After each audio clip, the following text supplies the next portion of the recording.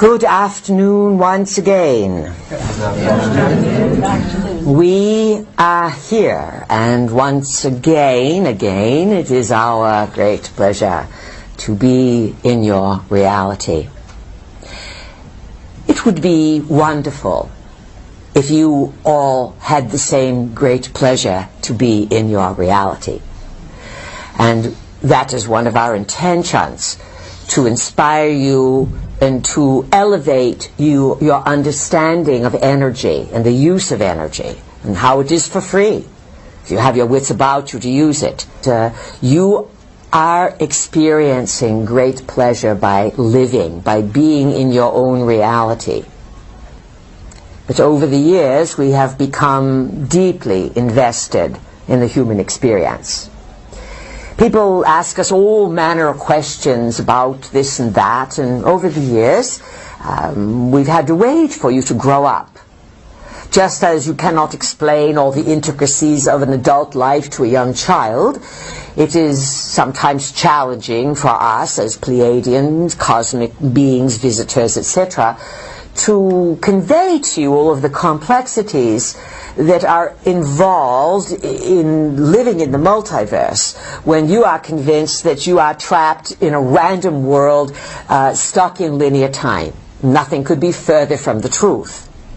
But it is so conditioned and programmed in your DNA and conditioned within your experience of reality that we've had to wait many years to watch you slowly, as a people, begin to pull back the curtains, to question your sacred cows, to question institutions that you know killed you at one time, punished you, put you in prison, separated you from your loved ones because you questioned.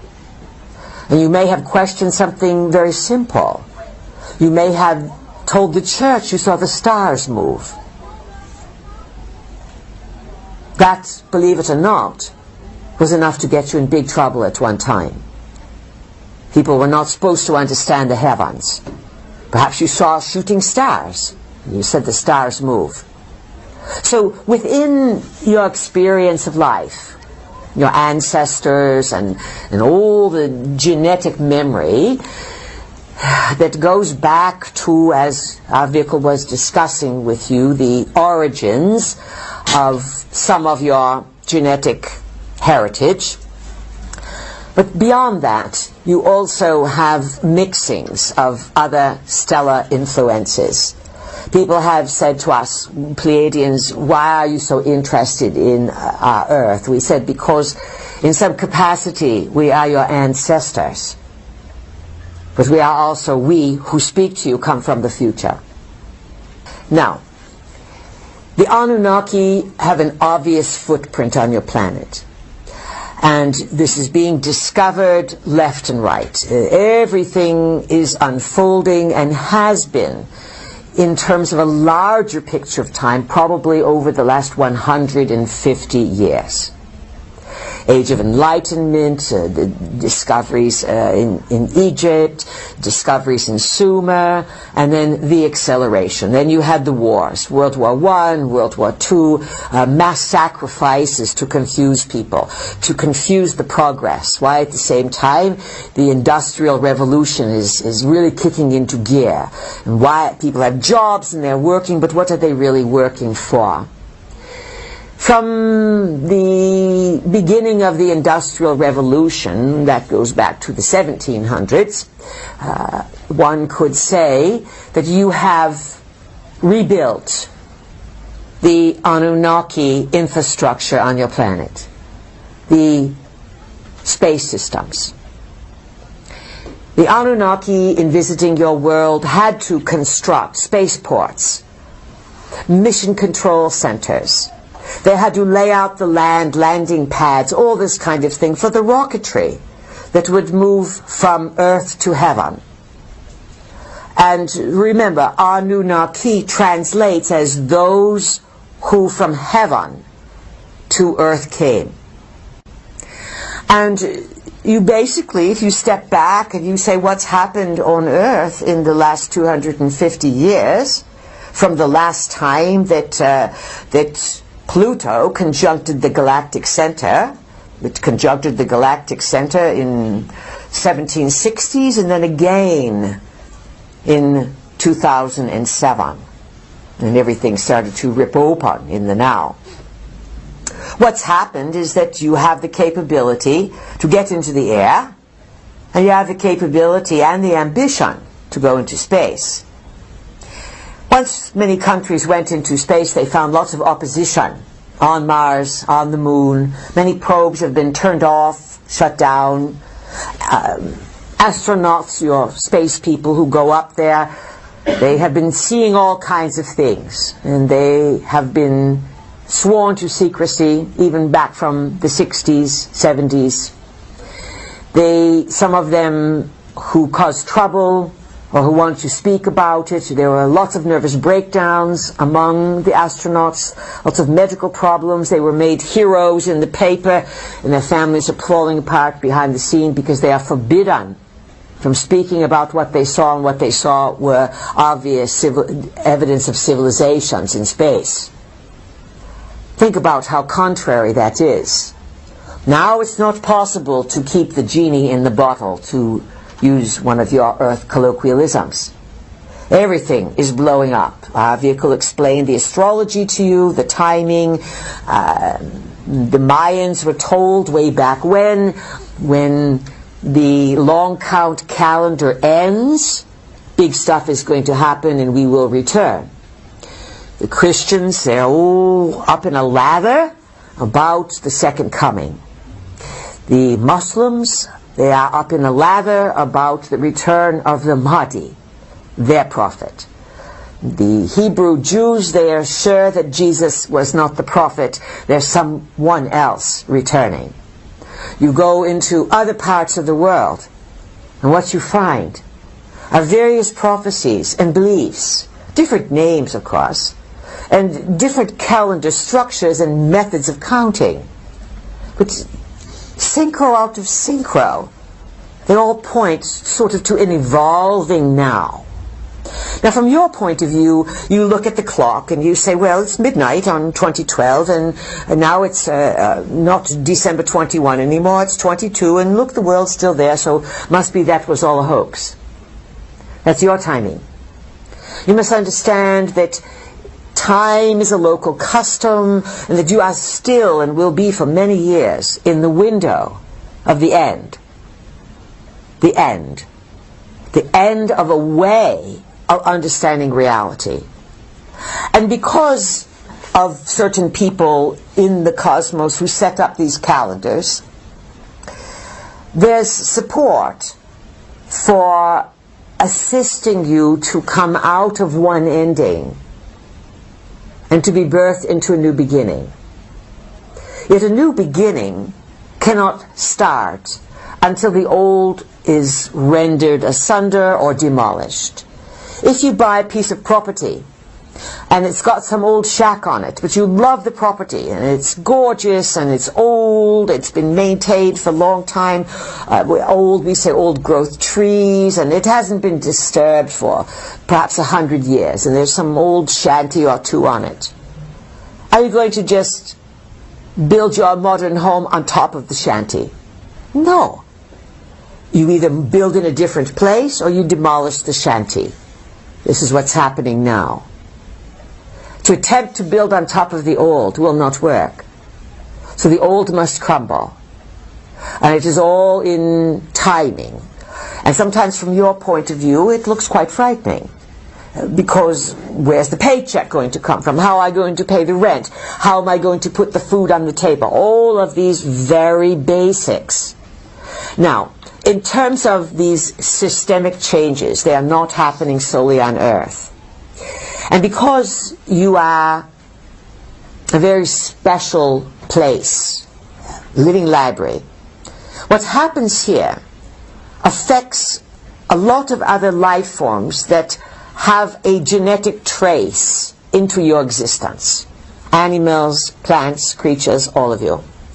And because the humankind is undergoing two things. You are racing towards extinction. Your scientifics call this sixth extinction. That is from their point of view.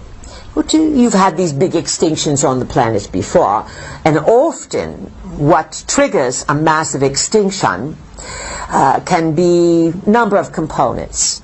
Sometimes there is a radiation event that occurs from cosmic sources, and many life forms die out or migrate to another version of Earth, and other life forms adapt to the radiation and go to a new level. And it happens relatively quickly, within decades, let's just say, not over tens of thousands of years. And sometimes someone pushes a button and says, we don't like what's happening on this Earth.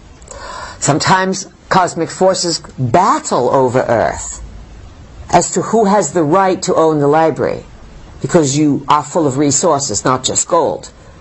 The most valuable resource on the planet are the genetic material. So many beings are interested in Earth. Many are interested in maintaining your high gem quality. That means the pristine waters. That means supporting the life forms. And over the last, let's say, 3, 4, maybe 5 decades at the most, many people have been contacted by ETs of various types. And you are highly tricked on these ETs, because the Anunnaki, if they could design a prototype from which you are a descendant, a hybrid being, they can build any kind of creatures they want. Do you understand this? And then they can trick you and say, you see these creatures, they come from here, they really rule the Earth, and they are octopuses. You see these creatures here, they are raccoons. They are a separate race. They really rule the Earth. You get the picture, folks, without us going into too much detail here? That you have been tricked, not you, the governments of the world are meeting what are called organic life forms, or robotoids of sorts, that are built by the Anunnaki as forms of deception. They put them in rockets, they have them visit the Earth, the Earthlings go, wow, we're meeting ETs, there's so many of them out there. When perhaps they are models, they are designs, they are what you call AI. We call it RT Intel, artificial intelligence. Yet it looks really real. So much of what you are going to go through in the next number of years will be dismantling not only what's in the DNA, but you will be dismantling your beliefs about what you think reality is. And it's unfolding so quickly, human consciousness, into the complexities of the multiverse, that it's difficult for any of the humans to grasp these large pictures. And then if you can't grasp it, you put a belief on it, you say it must be like this, because that is as big as I can think. So understand that you are in a high learning curve. You are probably going to learn more in the next 10 years than you ever thought possible. And reality is going to change this much. You are going to relearn, rethink everything.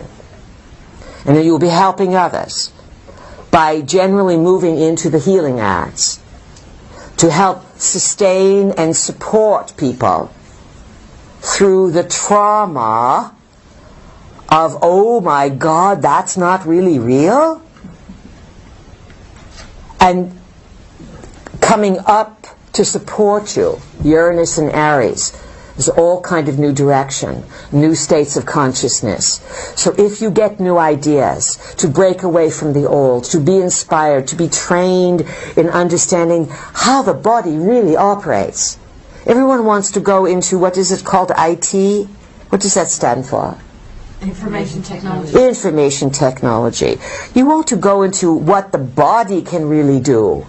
That is where you are going to have the most rewarding profession, is to help people get well. Not only in their physical body, but in their soul purpose, in the psyche. You get sick because you don't know how to deal with your emotional issues. And these emotional issues follow you from lifetime to lifetime to lifetime. You get stabbed in the back in one lifetime, you have pain in the back in this one. In the same place you got stabbed. You have so much power that if you start saying, oh, that person's a pain in the back end, that person's a pain in the neck, and if you say those two words over and over again, guess what your body will do? It will follow your command. It does not care about the people. It listens to the words you say. You will have a pain in the neck and a pain in the back end. The power you have to playfully and creatively restructure your reality is at your command. Now, we know some of you would like to take us home with you. Like we could be purchased, a little cuddly, to sit on your shoulder, to advise you, to whisper to you, to say, come on, say this, do this, do this.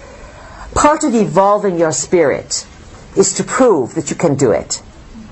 You use your own gumption, and you use ambition and goals and clarity of mind, and you say, I can, I will, I want to.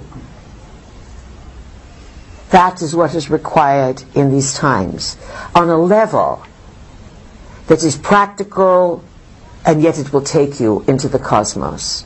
Right. Let's do questions. Good ones. Impress us with how smart you are. Impress us with your ability to help everyone in the room and everyone on the planet. All right, we laid it out there thickly. All right, we'll start with Enlil's side here. Enlil family members. Who would like to ask a question? Anna? Anna, yes, good. You're playing the game well. What's your question? You mentioned Malachi, Saint Malachi. Father Malachi. Who is Father Malachi? He wrote out these prophecies. Our vehicle did say that. And he prophesied little lines like poetry about the papacy. And he would use 2 or 3 or 4 lines about each pope as the pope would be selected by the College of Cardinals. And he started this 1300, something like this. So it's been going on. And he prophesied all the way through, and then he prophesied a last pope, and it just so happens that this pope you have now, according to his prophecy, falls into the last prophecy. And this is, according to this father, is the last pope. That's interesting, yes? Yeah. And how could that be? Because, now here's a logical thinker, according to their doctrination, but the Pope is always God's representative on earth. So if this is the last of God's representative on earth, ergo, or therefore, either God's giving up or God's coming back in herself. What do you think? Giving up or coming back? And how would this particular Pope, who came from, he's Italian, but he spent lots of years in Argentina. Oh, that's quite synchronistic. That's one of the places that the Nazis hid themselves from and hung out, and especially Hitler was known to have been in Argentina. And so then you have now this last supposed pope coming from Argentina, but he's really Italian, and all popes must be Italian. You pretty much know that, except for a few exceptions. It's what's really going on. Remember, on a soul level, these times in which you live are extraordinarily pivotal and powerful to rippling across the lines of time, not only to other species, but to your own multidimensional selves. Anything else on this question? No, thank you. All right, good. Who, this side, Enki's side, who has a question? Beatrice, vehicle, I've mentioned planet Nibiru and where the Anunnakis come from. Yes. And it's my understanding that each time that during the 3,600 year cycle that Nibiru passes through our solar system, especially past the Earth and around the Sun, that it causes physical changes on a very large scale to the Earth. It can. It depends now on a number of things. It is called the planet of crossing, so that means it sort of bumps through the solar system, and it is also called the destroyer. It's one of its nicknames.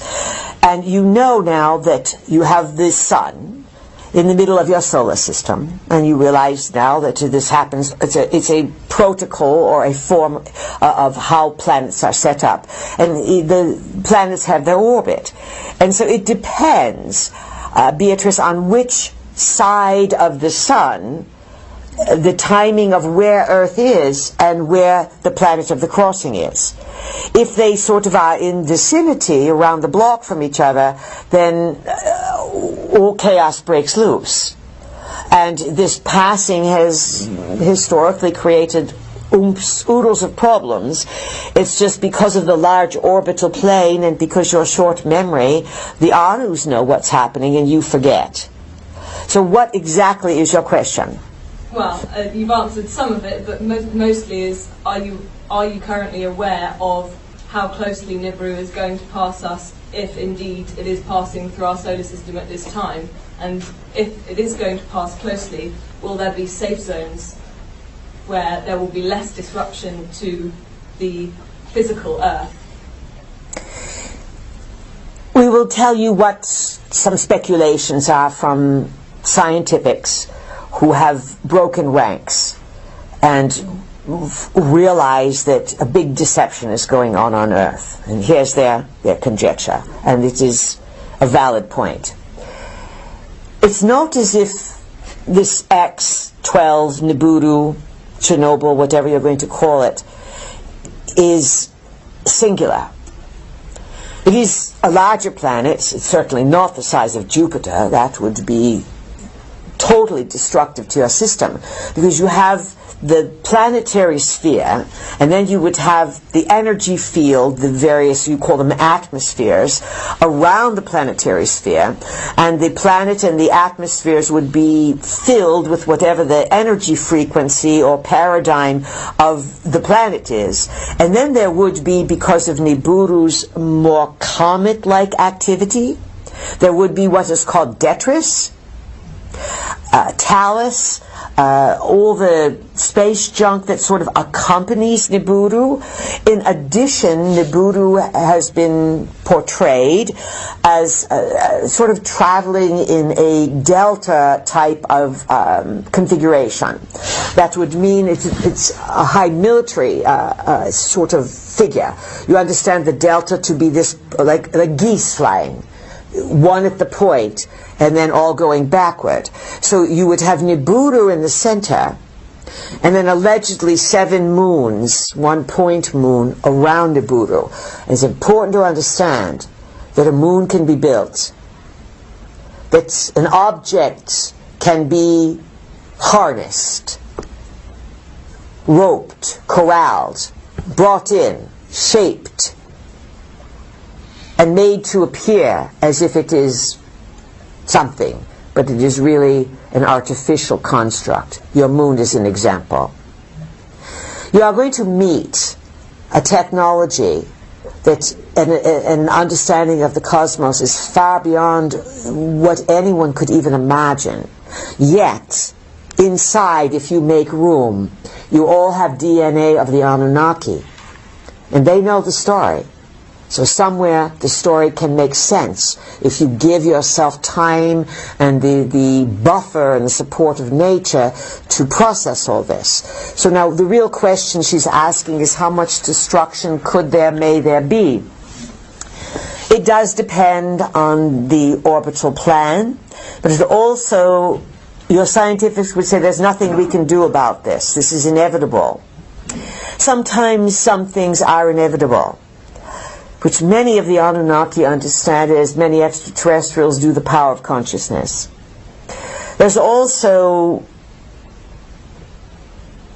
technologies, best word we can use, put in place long ago by visitors, by other colonizers, by helpers, and this technology is based under the Earth's surface, and it activates a shield. A shield that is about 7,000 plus miles, actually about 7,200 miles above Earth. And we'll point out the efficacy of this shield. Efficacy means efficiency. If you look at the moon, you look at Mars, you look at some of the other planets, they are pockmarked. Like they have had spots or something, yes, with craters everywhere. You don't see this with Earth, do you? No.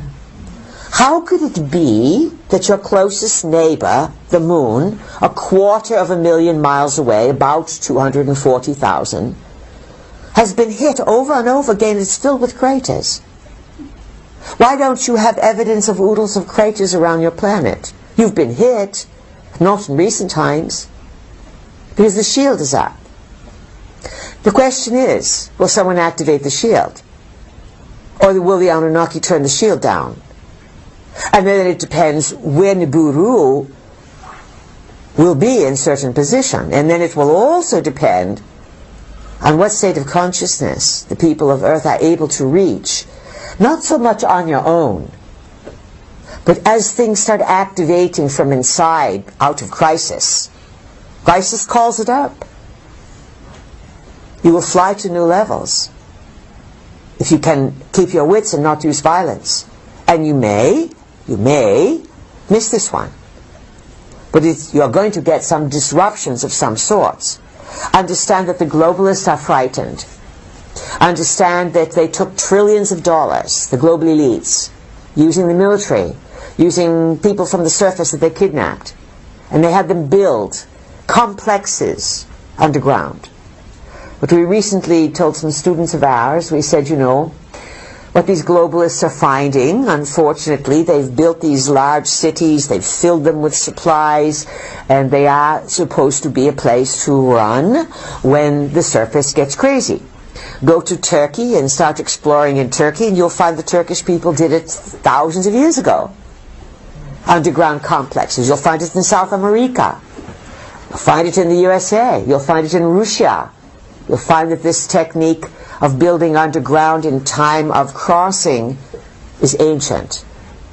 Now, what's happening today, it's all slick and modern. It's filled with all kinds of goodies and gourmet foods and waters and you name it. What's above is below. You get this? As above, so below? Everything. But what's happening is what's below, way below, started becoming above. And as they came above, they came into these underground cities, which are your below. And they said, wow, look at these nice places that no one's living in. We are making jokes, but we are saying some of these complexes have now been occupied. They've been taken over. And in many regards, folks, there's more going on beneath your feet than there is currently in the heavens. And people are seeing all manner of sightings every single day. So it's all heating up and to something, but there's no foregone conclusions. There's no guarantee that you are going to enter a time of complete planetary destruction due to the passing of Nibiru. More than likely, you are going to have systems being rearranged and go through a number of challenging years where you'll be dealing with really rebuilding reliable systems, and so there will be a lot of, quote, survival issues for those who have not covered their bases. Anything else, Beatrice? The shield that you've mentioned. Yes. That is avoiding the meteors and things that cause craters. Does this also have an impact on the gravitational pull that is caused, what I would imagine, by a passing of a larger entity such as Nibiru that my understanding is, would shift the poles of the Earth drastically, as in sort of moving the crust of the Earth, which might cause things such as tidal waves and earthquakes, other than the meteor showers and things that This is a very legitimate point. You have done your homework, and of course many people believe you are now in a magnetic shift because things keep moving quickly. And just to let you know the power of the passing of a planet that some say they see it, some say they don't, that for years now at least 10, 15 years, almost 20 years, the scientifics have been observing atmospheric changes, the brightness changes on planets, polar activity, melting of caps, and this Nibiru is far, far away. So what we are saying is that energy can operate over distances of billions of miles in a cosmos that you cannot even measure. And yes, you will see, at least minimally, these types of results. Another thing to factor in is that the Anunnaki never really leave. They leave a skeletal crew on Mars, on the Moon perhaps, inside the Earth, in systems, in governments, in religions. They have their minions. And things are accelerated now. And people living at the coastal regions too close, you are going to experience more and more problems with water. And yes, it is entirely possible that coastal regions will start to feel the turmoil. The Earth will start changing. We believe our vehicle pointed out to you that when the planet Uranus moves into the sign of Taurus, that will be about 2018. You will have 7 years. 7 and 8 is 25. So from about 2018 through again 2025, 2026, things settle down and are more sorted out. And you enter a new, quote, paradigm of understanding around 2028. And between then and now you have big astrological changes that you go through. Big ones, very, very big ones. Does that help you understand? It does. Just very quickly. Go ahead, it's fine. As long as it's an intelligent question, you are helping everyone understand. Okay.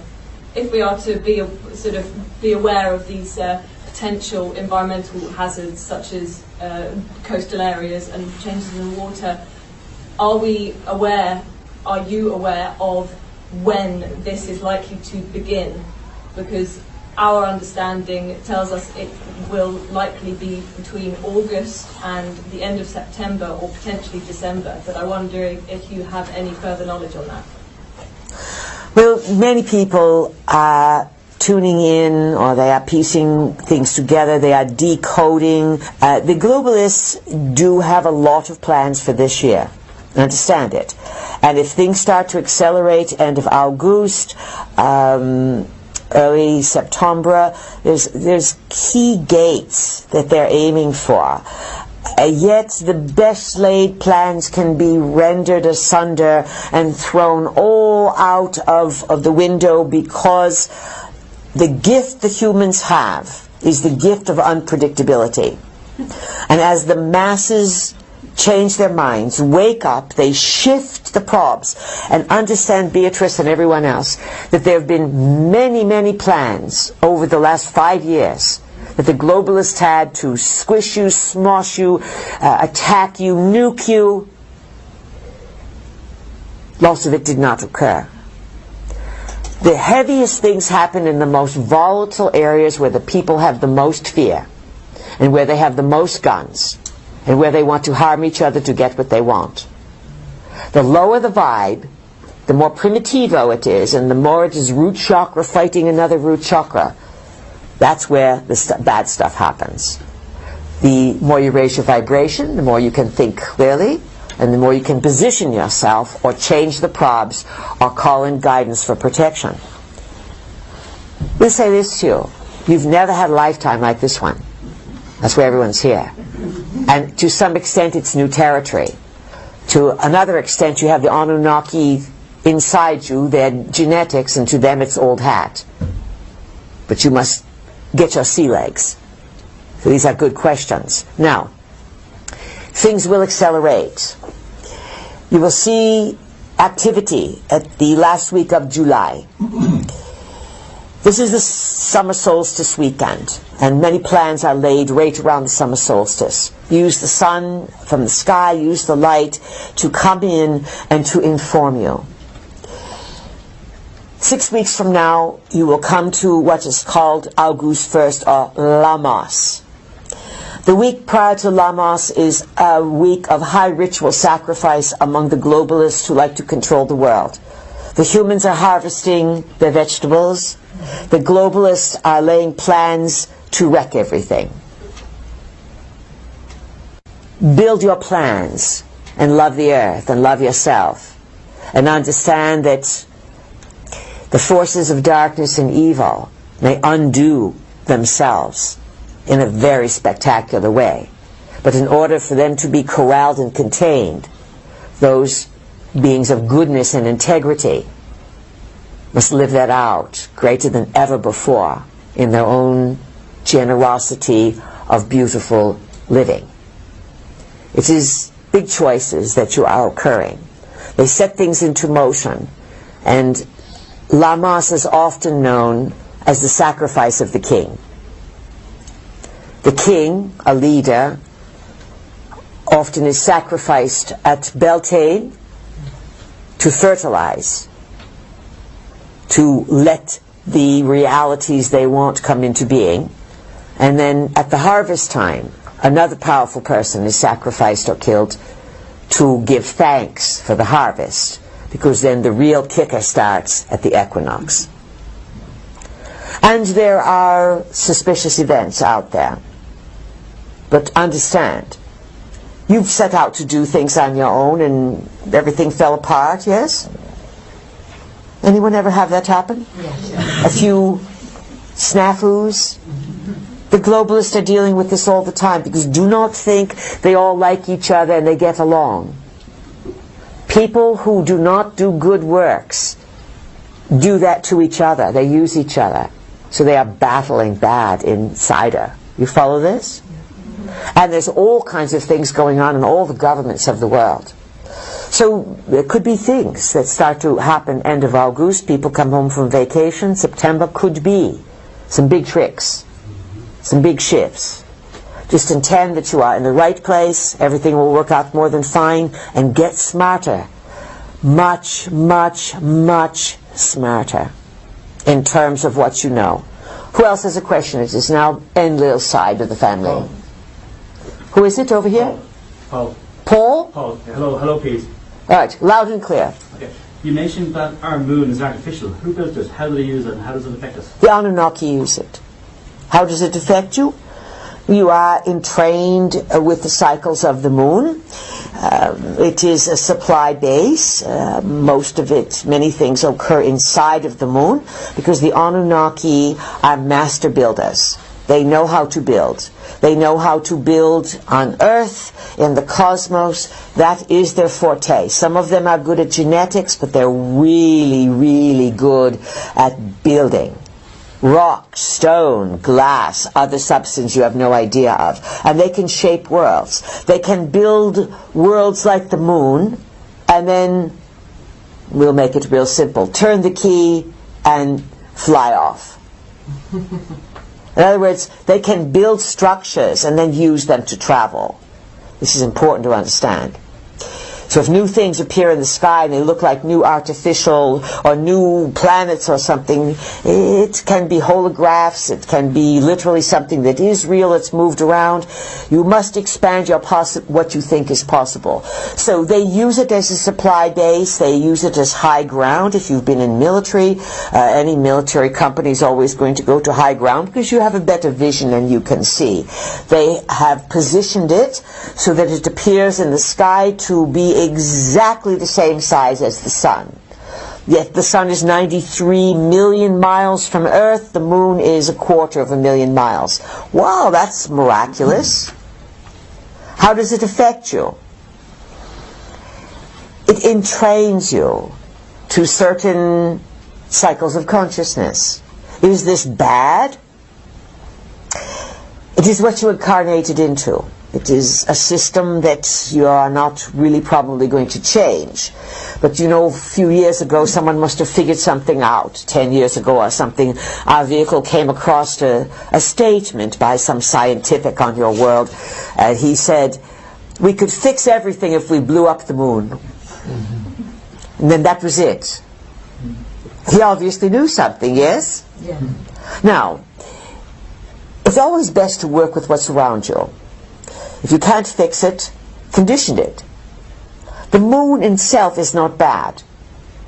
The Anunnaki, some of them have not the best of intentions, others have evil intentions, and others have good intentions. And the moon is basically reflecting the light of the sun.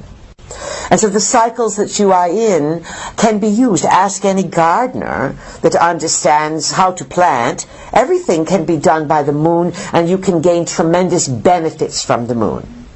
But certainly they can use the moon to send frequencies at your Earth, to do weather control to Earth, to do all manner of things. And there's much more to say, but we will move on, Paul, to another question from someone else. Who else has a question on Enki's side? Elaine. Lawrence, we heard your name loud and clear. Welcome. You were talking about... Hi, Peace. Hi, Peace. Hi, peace. Good. We like to hear that hi, just so that you know that we are really real, and we do not want to be encyclopedias. Do you understand? We are not encyclopedias or something that you can use because we look like we are available. That's why a little hi just opens the protocols. All right, now continue. You were talking about how Mr. the Lawrence. moon affects our gardening. Yes. I was reading about biodynamic gardening. Yes. Introduced by Rudolf Steiner. Yes. How can it help our gardening on a bigger scale that we use astrology with our gardening? We'll study it. There's plenty of people who've done the research. Steiner was certainly a genius in his own right, but his organization and everything got infiltrated very badly, by the timing and the Nazis and all these kinds of things. But knowledge is knowledge. And many, many people are very, very smart today, and there's all manner of books out there about how to plant and when to plant. So we cannot spare our time to educate that. We will certainly direct you towards finding books in the library, online, and people have laid it all out, and we'll say this. Those who know how to garden, when to plant, when to harvest, it's not just the moon. It is the earth. It is the plants. Once you understand what they like and what helps them thrive, they can grow to magnanimous size. The fruits, the vegetables. People are going to go back to this. This is something that will bring them greater joy. Too many people on your planet have no idea where food comes from, what is involved in its process, and you have become ignorant completely as a people about something that you can't do without. Think about it. Think about that, really, the statement we've just made. And everyone, we would like to see everyone grow something, even if it's parsley. And parsley has all kinds of magnesium, and it's absolutely wonderful. You get it on your plate, you think, why do they put that ridiculous parsley on there? Because it is the ultimate digestivo. And it enhances your system, and everyone needs to learn more about nature and food, and how when the sun is in, or the moon is in a sign of fire, it's not a good time to plant. When the moon is in a sign of water or earth, it is. And so you must study the cycles of the moon, and that means you must look up. And you start by knowing when there is the dark moon, the new moon you had a few days ago, and then 2 weeks later the full. New is when you plant, full is when you harvest. If you remember that, just those simple things. When it's dark, it's beginning. When it's full, it's lit up. This helps you understand how consciousness operates. And you ask anyone in the hospital profession, the arresting profession, that's law enforcement, or people with big families and schools, everything goes double bonkers at the full moon. Day before, day of, day after. Your plants love it. The plants love to grow under the moonlight. It gives a certain extra flavor and touch to the food. I mean, you've had tomatoes, and then you've had tomatoes. And it's how you work with it and understand that just as your pets respond to your petting them and loving them and talking to them, plants love it when you treat them well. Even if you put your head out in the morning and say, "Hi, garden, you're doing really well, I'll be out later." Sounds like you're a nutcase, right? But you're not. Everything responds to energy, especially your thought. If you want your garden to really grow, have a picnic around it and have kids play and make music. Don't play boom boxes and things, but to have someone sing or play music or dance. The plants love it. Everything responds to everything else. But you have become so electronically taken over as a people, you are losing your ability to understand nature. And this is where all the problems can stem from. And you have really thrown your wits into these technology things over the last 10 years. And in the last 5 years, with all this smart this and smart that, they need to change the name from smart to dumb.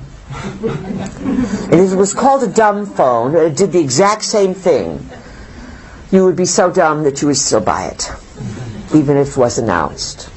Sorry to insult you, but we can get away with it because we speak with our eyes closed. And you know that we have kindness in our hearts. We are just giving you the brutal truths, friends, so that you can get awakened a little further. All right, whose turn is it? Enlil's side, yes? Who has a question? Anna. Who is it? Anna. Anna, much louder. Okay. I have a question about pyramids. Hi, peas. Hi, peas. Sorry. Hi, peas. You have a question about pyramid mountains. You know, you have talked in the past about the pyramids of Giza. Cannot hear a word or understand what you are saying. We're going to have to move to someone else, just because we cannot get it. Noel, go ahead. Thank you. Good. Hello, Pete. I have a question about the apparent increase in the numbers of transgender people around at the moment. Yes. And I'm just The increase in the number of transgender people. Yeah. And I'm just wondering, is there any particular reason for this? Yes, it has an agenda, of course. If there was no agenda, it wouldn't be in the media everywhere.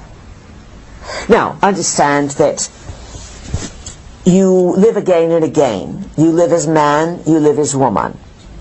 For most people, the soul makes the transition and adapts relatively easily. So that when you're in the male body, you are dealing with the male hormones. When you're in the female body, you are dealing with the female hormones. And this has worked in terms of reproduction, in terms of the stability of nature and the living library. It has worked for thousands and thousands, an untold number of years. What's happened, let's say, from maybe the 1950s, the 1960s, a lady named Rachel Carson, we believe that's her name, she wrote a book called Silent Spring. And she wasn't scientific, and she sort of blew the whistle on the scientists and said, hey, you see all this DDT and all these poisons that you chemi people are making, and remember one of the homes of the great chemical producers that caused all kinds of problems was Germany, ibuprofen. They are a big problem on the planet, along with DuPont, along with, you name it. They're Nestle's, they're all in it. They're the chemical companies. And so it started years back. And Rachel Carson saw it, and she said, hey, you're ruining the planet. The animals are growing double sex organs. Everything's getting confused. Then time moves forward, and then by now you have all kinds of pharmaceuticals, and perhaps in the 80s, early 90s, scientifics are saying, you know, we look at the reptiles, we look at the amphibians, the little creatures that live by water. If they are going through transformation and they are having no genitals, both genitals, if they are changing halfway through life, something's going on. Nature is messed up. Scientifics say yes, it is all the meds and pharmaceuticals and chemicals from plants, from cleanup, from electricity. You're polluting the earth. The stuff goes in the water, it goes in the air, and it breaks up the messages of continuity within the chromosomes, destroys the chromosomes. Chromosomes are within the cells and the DNA matter. Now, so this has always happened, that either there's a soul mix-up, a person says, you know, I'm in a male body, but I remember being female, or I want to be female. I don't relate. Often they might not even believe in reincarnation, but they remember. Now, because of this ubiquitous spread of chemicals that are destroying your biological integrity, and an anything goes ultra permissive lifestyle, and memories coming up without people understanding them, people are insisting now that they are not who they are. We are observing. We will say this: it is not a good idea to cut off body parts to change your identity. Whether it is a head transplant, or whether it is putting a pig heart in your body, or cutting off your penis, or rearranging your vagina, or adding breasts when there's none there. If you have to put all kinds of medicines in the body to reshape the body and convince yourself that you are now what you are not, because you cannot. We know this is completely politically incorrect, but again, we are going to tell you the truth. You cannot really turn a man into a woman, or a woman into a man. You can turn a person into an image of it, and they may feel more comfortable because when they look in the mirror, it meets their expectation. But a man will never be a woman, and a woman will never be a man. You may want to be, you may act like it, you may think like it, and you may take the hormones to make your body artificially feel that it is. But if you stop taking the hormones, you can't. So what's happened is you have an ultra-permissive society today. There is an agenda by people who want to break down the family. If they break down the family, then they know that they'll create chaos on the planet. The family, the mother, the father, the children, the out-picturing of the family that has always tolerated a few that are different and said, well, there's always an odd duck, but we are a family. Once that goes out the window, and you have no allegiance, no place to sanctuary, no place to turn to, and no ability to reproduce, which is happening to male and female everywhere. They can't reproduce anymore. You see the long-term range? And you have something on your planet that was called Atlantis. And one of the outstanding problems that came out of Atlantis is in the Anunnaki were engaged in Atlantis, and it was Enki and part of his family. Too much genetic engineering. And they started to do exactly what you are doing today, turning men into women and women into men. And then they started building beings who were part animal and part human. And most of this was to entertain, but much of it was for sexual gratification. Do you understand what we are saying here? What you do in the privacy of your own life is one thing, but once the media gets a hold of it and they start driving messages and agendas, you must ask yourself what's behind this. And it is so important to understand that each person on the planet today can be very confused. And there's lots of mixed up messages, and there's lots of people who are used by others and put out there to manipulate the masses. It is called psychological warfare. It is most important that you are observant of this and yet allow people to make their own choices, but to make yours based on being informed and on common sense. Does this help you? Yes, thank you. You're very welcome. Who has a question? Whose turn is it? Elaine. Enki's turn. Elaine, welcome. What's your question? Make sure Nigel can hear it. Hi, Peas. Can I ask about the weekend of the summer solstice and about Newgrange and Carrowkeel in Sligo and its relevance to today? And its relevance to today.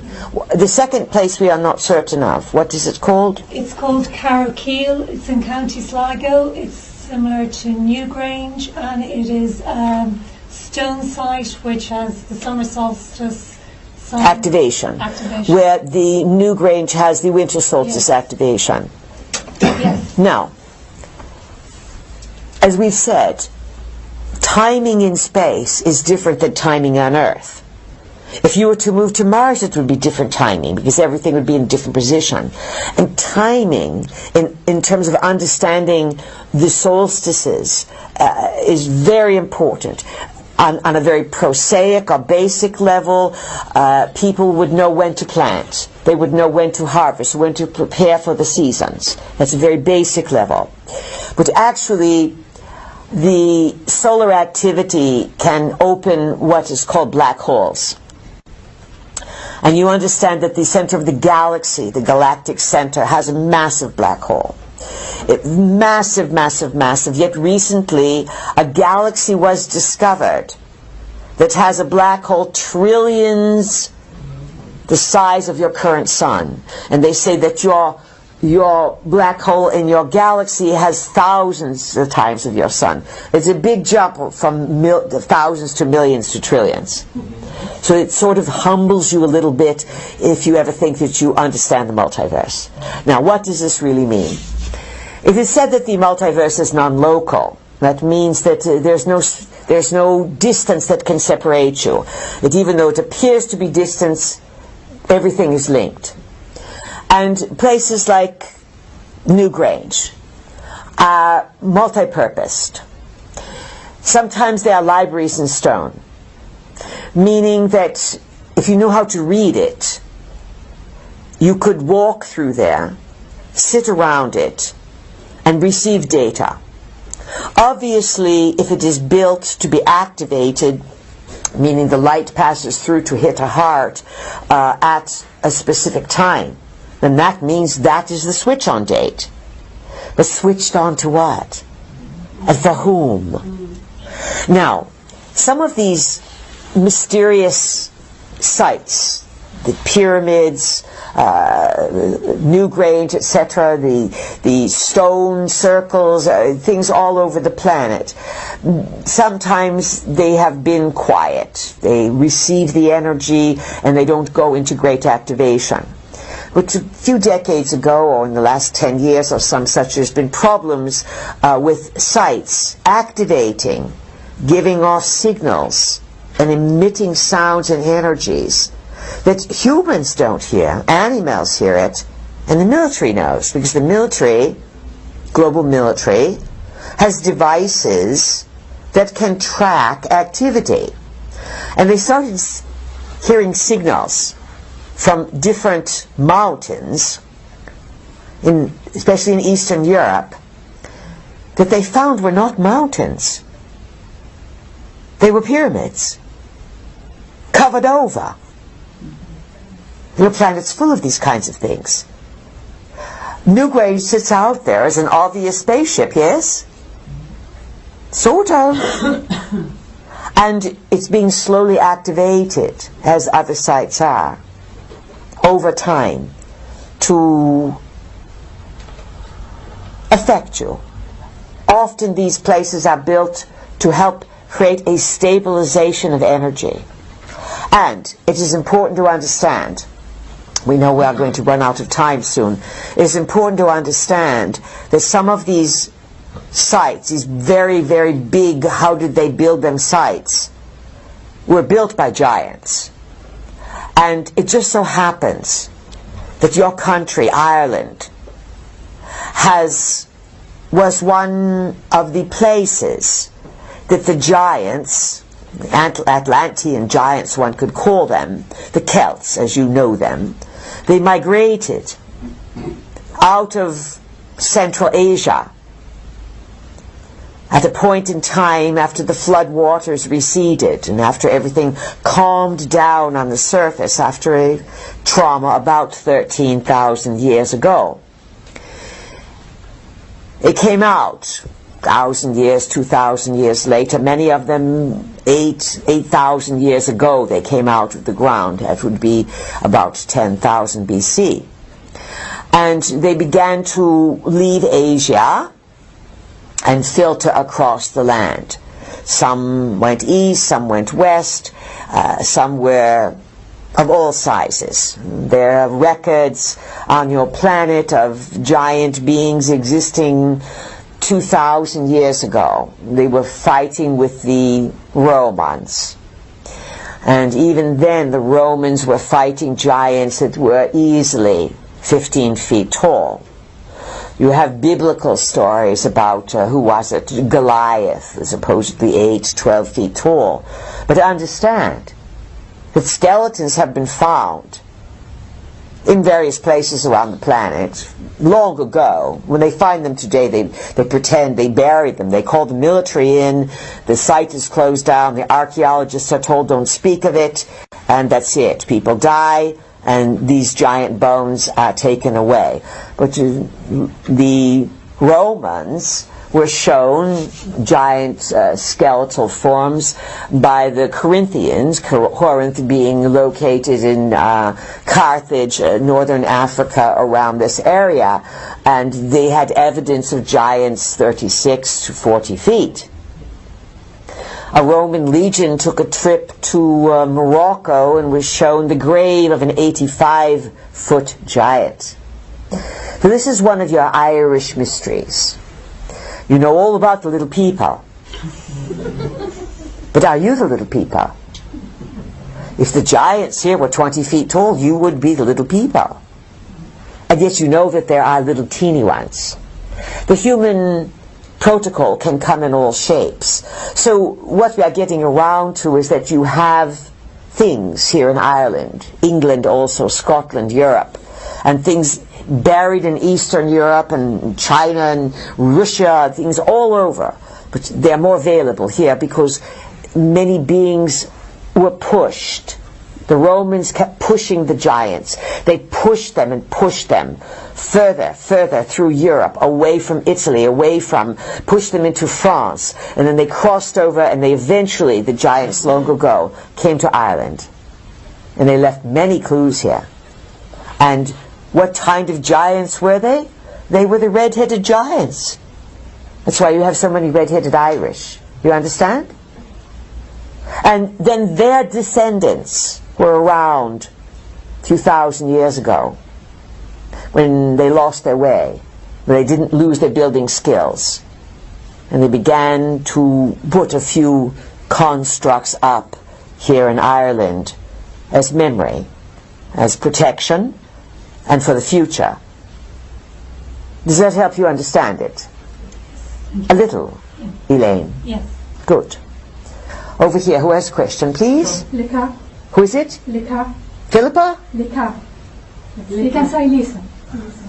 All right, we can understand you, but go ahead, speak, so they can hear you in the back of the room. I just want to make a commentary. Hi, Pleiadians first. Yes. Someone made the commentary. I just want to make a commentary on what you said about the family. They cannot hear you in the back of the room. I want to make a Stand up, please. I want to make a commentary on what you said about the family unit. The family unit, all right. Yeah, I think family is about love and it's about support. And it doesn't matter if that family unit is a traditional family unit with a man and a woman, or if it's two women with two men. And having a family unit that's made of two women and two men doesn't mean that the children don't have male or female role models.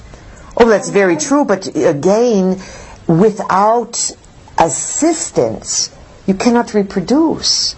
And once again, there's always a little bit of difference, and we are not negating that at all. But if everyone starts giving up the family unit in the traditional way, it is going to eventually be the breakdown of the system, and that is the point we are making. Do you understand that? I understand, and I disagree, because the family unit, the man and woman, mostly I would say that would be the unit that's in our society. Well, because that's the unit that can reproduce. And having other units doesn't mean that there won't be children in it. You could have different types of families that still have kids. It doesn't mean it has to be a monogamous, for example, unit where it's just a man and a woman. The other thing is not everyone wants to reproduce. So, it's also, it's very varied. There's so many types, and I don't see that one model of a male and a female and we reproduce to be the standard. I think there's different models. The main thing is that there's respect, the main thing that is love, and the main thing that when people have children, that they think about it and they really want to have them, and they're really going to do their best to bring up a better humanity than the children. These are the things that... And that we concur with you, but we believe that you are missing our point, and we see far into the future, and we understand that certain things get a snowball effect, and where they end up going may not be where they are operating right now, and that is our point, is that you are soul spirit in a body, and you are in a program called nature, and it has a lot of room in it, a lot of room for freedom of expression, and there are certainly many ways that you can express your love and your sexuality, but your ability to have a child and take responsibility for that child is yours. Not to say you have a child, you give it away, and someone else cannot raise it with love. But the further that humankind moves away from their natural biological rhythm and process, the further all people move from that, it's going to make changes you cannot understand. And we see far into the future, and that is why we say that. And we thank you for graciously sharing your point of view. Who has a question on this side, please? Who is it? Philip? Philip, yes. Welcome. Thanks. Can you talk about how best to navigate towards your core beliefs and how to change them, if you need to? How best to navigate towards your core beliefs.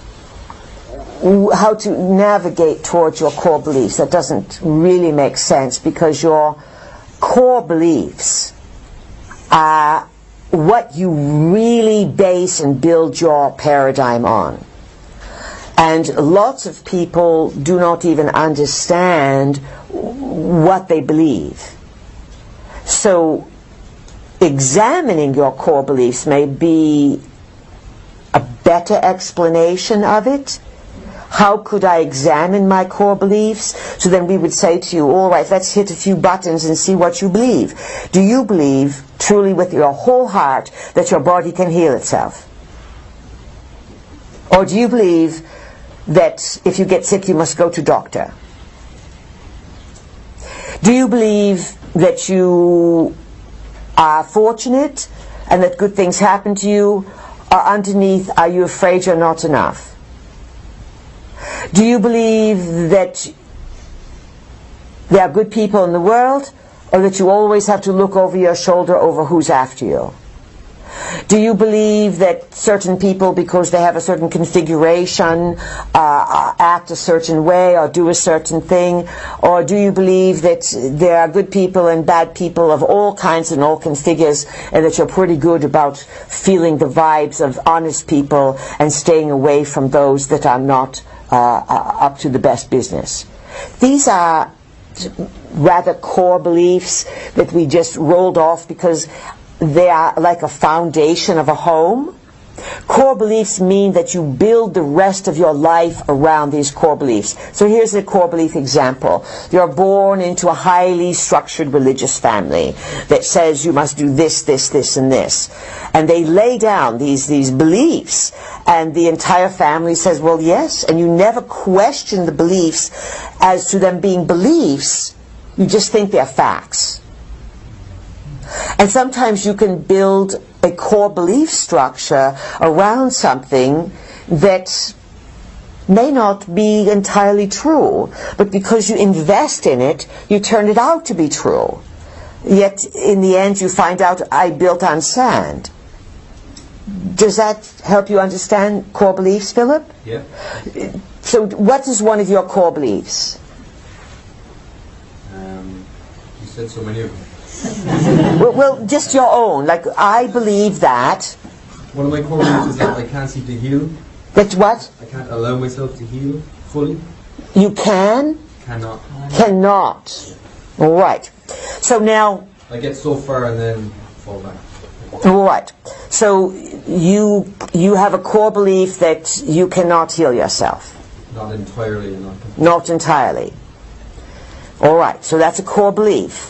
So what happens is a core belief then reality conforms to your core belief. So here's a way to trick it. You can say, you know, up till now, I used to believe that I could only heal myself to a certain point, and then I couldn't. But that's belief. And so I'm now going to add on to that belief that for 1 hour every day, I'm going to believe that I can heal myself at any point in any time. And it may take time. And it may take assistance from others giving me information or what to take or what to do. But that my body, thank you, can and will heal itself with loving support and the right, let's say, situations. And you believe it for 1 hour. And you really believe it. And you say, I really believe this is wonderful. And you feel it. And you say to your body, feel the healing. And you feel the power. And then after 1 hour, you say, all right, now I'm going back to my old beliefs that my body can heal itself, but it really can't. Good. It's worth laughing at, because this is how foolish all people are. And you are not unique, but you voiced your opinion, and it is very good. So listen to this. So here's how it goes. After a while, the next day, you might say, well, that's kind of stupid. If I believe it for 1 hour, maybe I'll start believing it for 2 hours. Light bulbs go off, and you say, well, this is fun. Maybe next week I'll dare to believe it for half a day. And you start feeling it, and you believe in your body, and then your body says, well, let's give him a go for his money. And let's demonstrate to him that we really do have this power, because he's believing that we do. So let's show him that we do. And you start to have something heal, or something starts to change. And as you start working with things on this level, the body begins to respond.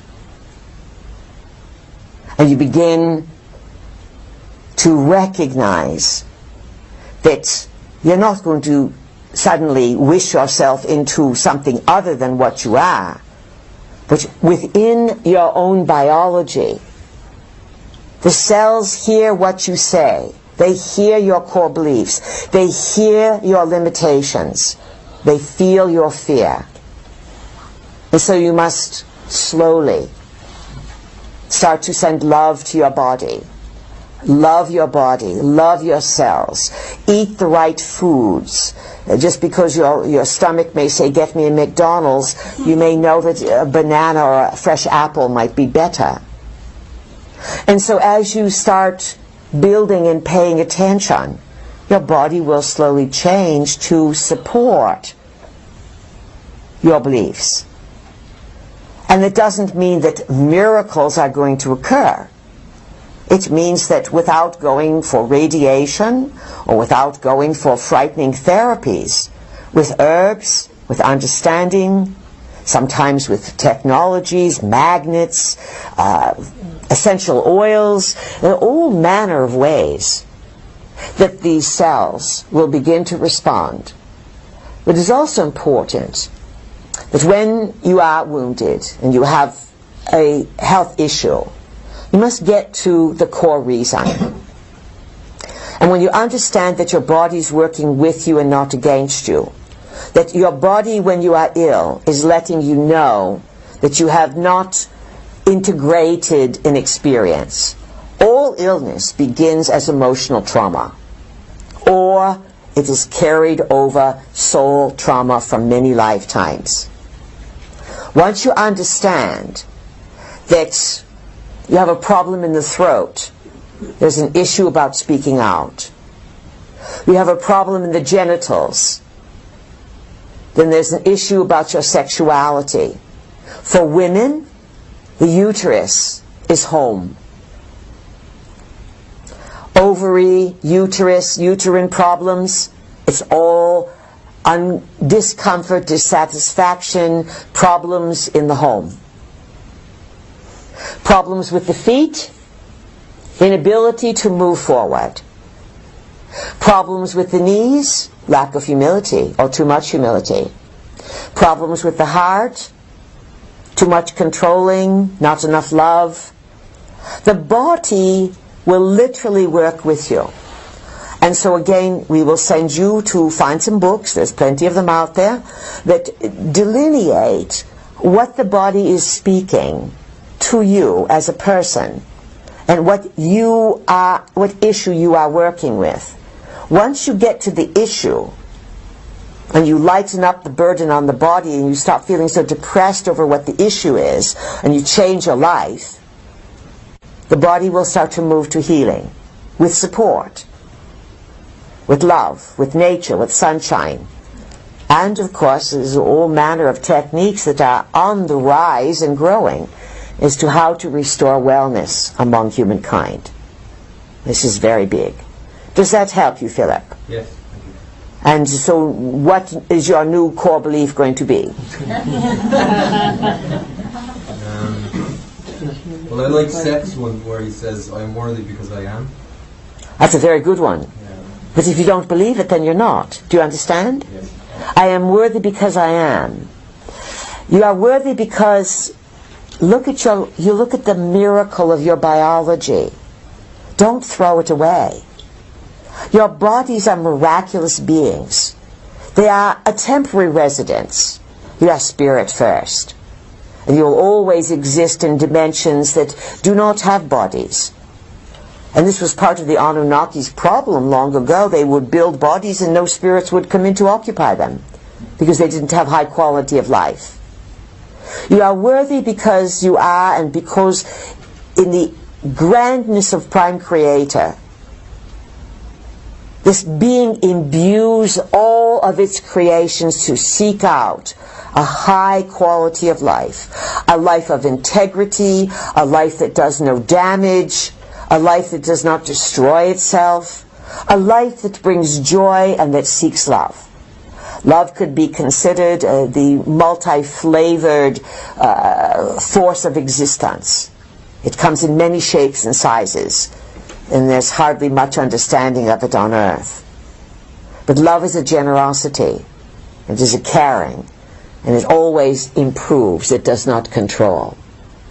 So understand that no matter who you are, what sexual identity, who you think you are, where you've been, where you are going, your reincarnations, they're all up for a new understanding. Live with dignity. Live with respect for all life, including your own. And do the very best job you can. And realize there's lots of conflicting differences going on, and realizing you're being highly manipulated at this time. Make your best decisions. Get some good beliefs. Love yourself. Look in the mirror. And genuinely love yourself. And do not think about mother, father, grandparents, partners. When you generate love for yourself, you are Creator, Prime Creator, saying hello to one of its most miraculous creations. We'll leave you to think about that over the evening. We'll see you tomorrow. It's been our great, great pleasure. Good afternoon. Thank you. Good afternoon. We are here, and once again, it is our great pleasure to be in your reality. So you've had a few hours to sleep on things, to chat it up among yourselves, and to consider the information and the energy that we are presenting you with. You've covered a lot of subjects, a lot of data, all absolutely necessary. And you've done well. You're still here, you're laughing, you figured out that a good laugh really opens you up, and let's say without being disrespectful at all, laughter, or being able to see the cosmic humor in things, frees you from being stuck into some sort of inevitable doomsday scenario. And of course, the globalists, or whoever they are, and they have many names and many guises and many players, their agenda is to confound, confuse you, to cull you, to eliminate you, but to eliminate you slowly so that they make a lot of money on you through, let's say, ridiculous practices of called medicine. And so to see through this paradigm is absolutely essential. Do not develop fear, hate, anxiety, resentment. These are worthless. If you ever feel this way, observe it and say, is this really, really the best attitude for me to have? And you can always do your best to go back to neutral and say, this is interesting, or this is very interesting, or this is overwhelmingly interesting, or I don't really like this, but for some reason I must experience it, see it, and there must be some purpose to my being exposed to whatever it is. There's always a purpose to everything, in everyone's life, whether they believe it or not, whether the person is completely isolated from civilization, living in the Stone Age, or whether they are on Wall Street or in Hong Kong in the high rises running finance. Everything happens for a reason. When you operate with good intentions, when you are in your integrity, when you have very good boundaries, which means that you do not suffer from nice-itis. Nice-itis is a disease of being in the body, discomfort. Nice-itis is afraid of saying no. As soon as you don't know how to say no, you are screwed. Because that means you will not call a bucket of shit, shit. You might say it's a vase of roses. And there are many people who get that mixed up, even though they are distinctly two different things. Remember this. If it smells like shit and it looks like shit, it's manure. And manure can be turned to fertilizer. So you can use something that's not so pleasant to help fertilize and grow your mind in awareness. But don't call the manure roses. Know the difference. Grow up and accept that you are living in a world of contradictions, of contrasts, a world that is going through a tremendous transformation. And within this process, you are going to encounter stories that are unpleasant. You are going to have to uncover things that you don't want to look at. It's not negative. Negative is when you start to put out hate, when you start to act hopeless and condemn. That's negativity. When you hurt another. But if you do not allow yourself to discuss what is going on, and if someone says, this is negative, we can't talk about this. Whose voice is that? How do you think leprosy was healed? Because people say, that's as negative, that's ugly, let's run away from it. No, there was a priest named Father Damien or some such, and he took the lepers on an island called Molokai in the chain of islands called Hawaii. He was very compassionate. He looked at the people whose flesh was rotting and horrible, who the public ran away from for centuries. He decided to help in this darkness, in this ugliness. And so we use this analogy so that you can understand the larger scheme of things. As you start to uncover and recognize unpleasant situations, there may be people who call you names or who say, you are lowering the frequency, let's just talk about good things.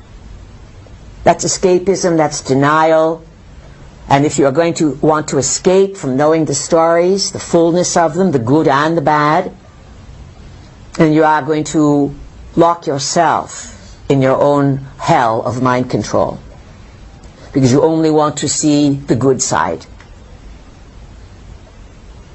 Once you volunteer to find out about what's going on, observe your response to what you are finding out.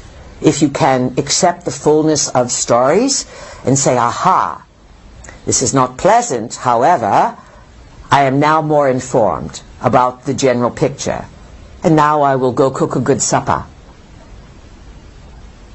If you do not want to know, then you will be stopped in your tracks, and then you will be very befuddled, because you'll not want to know the whole story. You'll move into denial. Denial creates confusion. Eventually you become sick and delusional, and people move away from you because you do not want to know.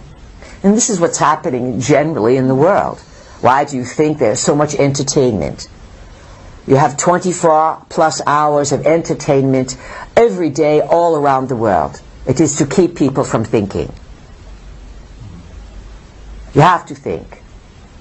We have said that long ago, many of you are here to witness. You are here to participate in unique historical occurrences. But like any point in history, the players do not know how important their era is. Yet you've all gone to school, you've studied history, and you study about Napoleon, or you study about wars or achievements or discoveries, building, architecture. You discover, you read about these things, and yet when the people are doing them, they do not know that they are making a historical marker necessarily that will be referred to hundreds of years down the road. Your point in time will be referred to across the lines of time for millennia. It's just that you are in it, you are at the party, and you look around and you say, is something going on? When is it going to happen? It's all happening now.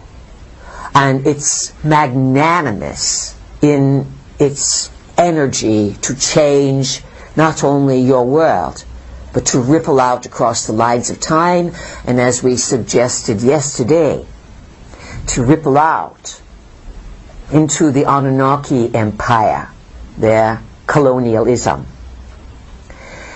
You know, the Anunnaki, those who from earth, or those who from heaven to earth came, that is their translation, they operate with the caste system.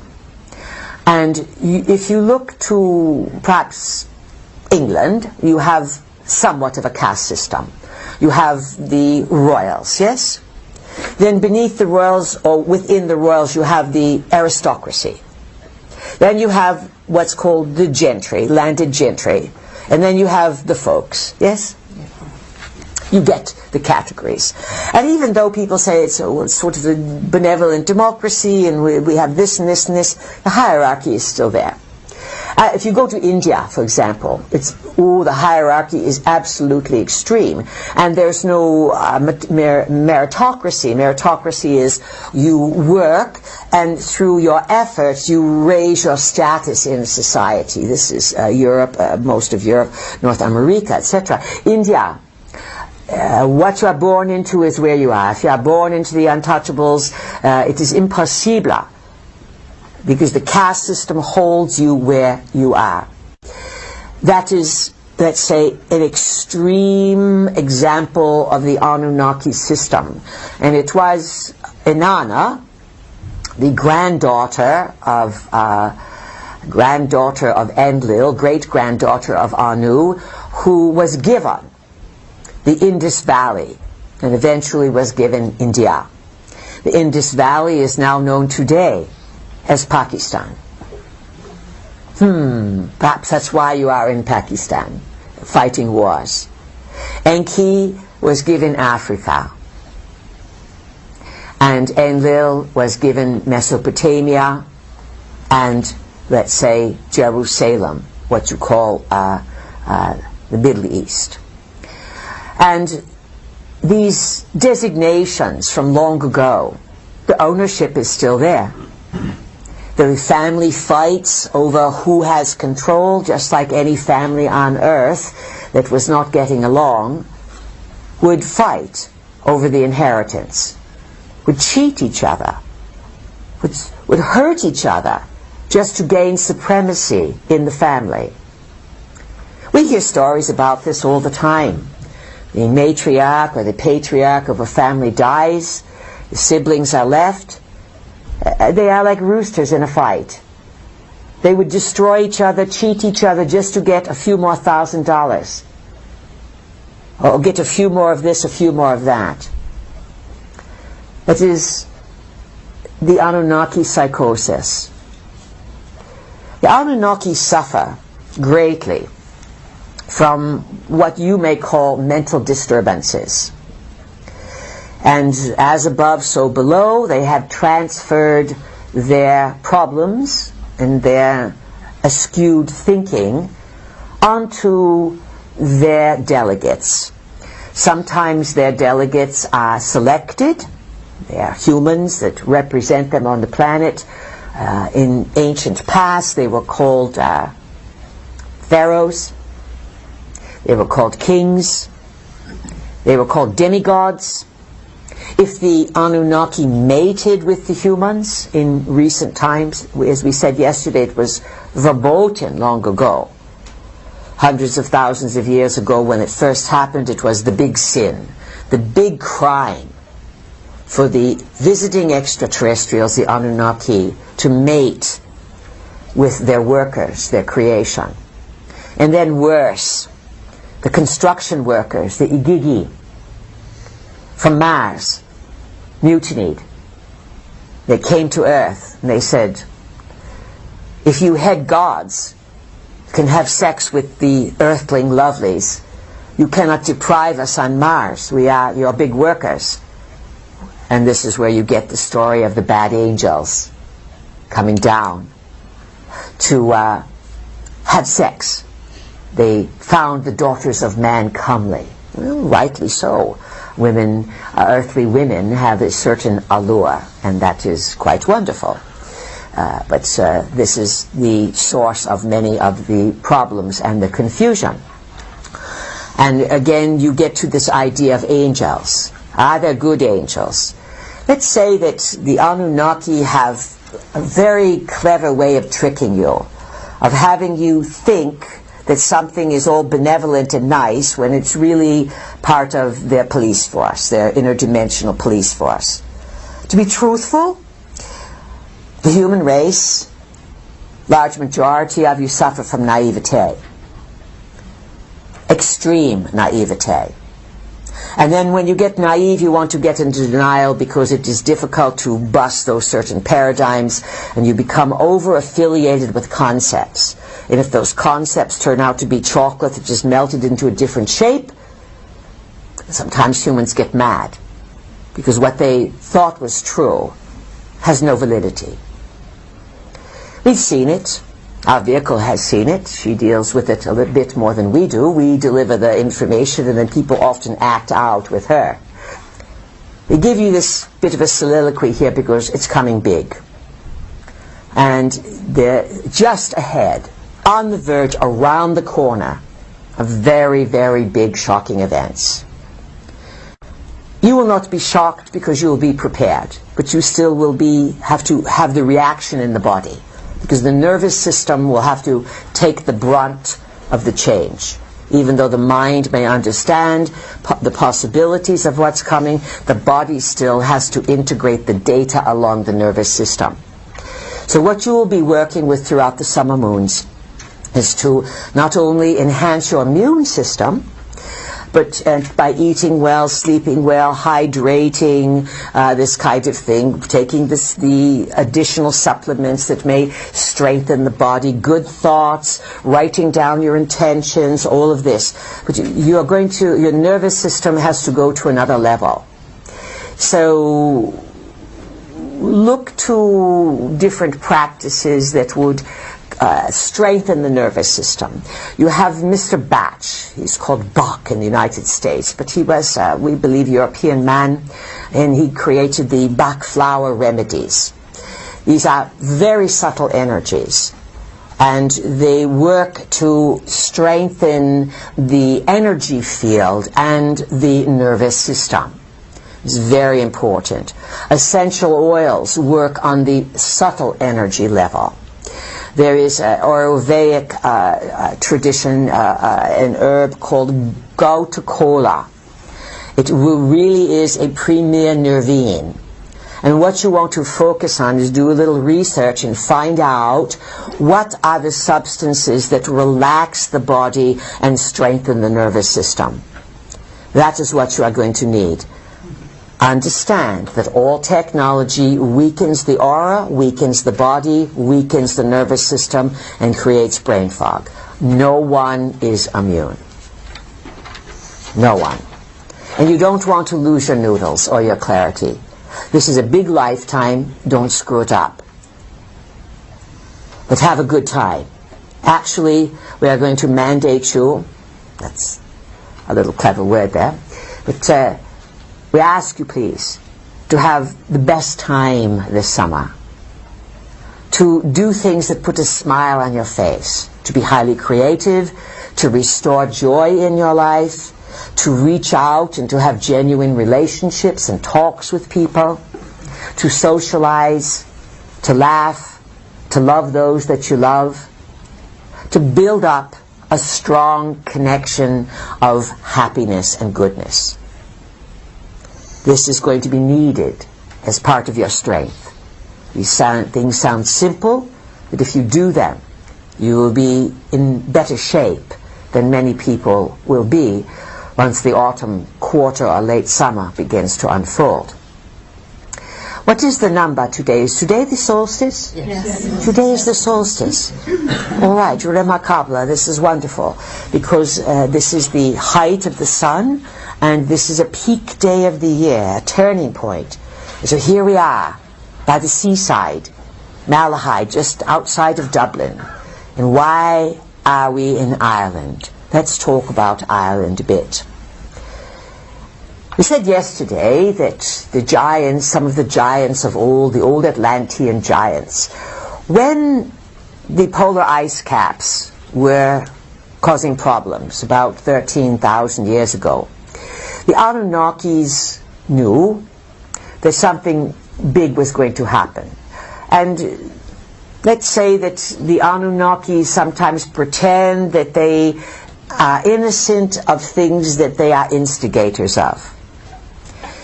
It could be that 13,000 years ago, that the melting of the ice caps and the great flood that later occurred was instigated in part by the Anunnaki in their own foolishness. Just as today, the global elites operate with weather manipulation techniques all over the globe, and in their stupidity, they have ruined the wind, the air currents, and the earth is in complete turmoil. And then they say it's all climate change and it's coming from someplace. So much of it is coming from their own psychosis. And the craziness of the gods, the Anunnaki, is mirrored in the people that they use as their changelings, as their representatives on earth. The Anunnaki do not come down in general and mate with the humans today. Some, but not like it was before. So when they place people in charge, the people that they put in charge of their cross, of their colonies, are those who either have Anunnaki blood, and it can be tracked, and perhaps you've noticed in the last 10, 15 years that there's suddenly this desire or this calling to say to people, click on this and you can track your ancestry, and if you send us a DNA sample, we will tell you what's in your DNA. And people are doing this, and it's coming back, and some people are being told that they have Neanderthal DNA. And then lots of people are reporting that when they do this, they get a 4, 5, 6% that is sent back to them that says unknown origins. Unknown origins on your DNA sample is code for star connections. Foreign DNA within the human genome. Those who have Anunnaki footprints that are more prevalent than others, this is how they are tracked. And people at this time want to know the genetic makeup of the people on Earth. The ETs want to know. And so they assign humans to gather this kind of data. You are surveilled, you are watched by many, many beings. Those who want to test you and who utilize machines to track you, they are weak in their own psychic abilities.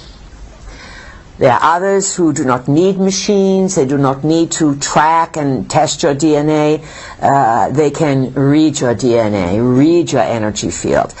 Understand that within the heavens, there are all kinds of beings, and they're not all equal. Some are highly skilled in one area, others are ignorant in that area. We said to you yesterday, the Anunnaki are supreme builders. Builders, that is what they do, they build. They can take anything, materials, and make large structures. Tunnels, buildings, pyramids, stones, you name it. And they know how to have things last for millions of years, because they live millions of years. This is important to understand. It's also important to understand that we said yesterday there's more happening right now beneath your feet inside the earth than there is on the surface or in the heavens.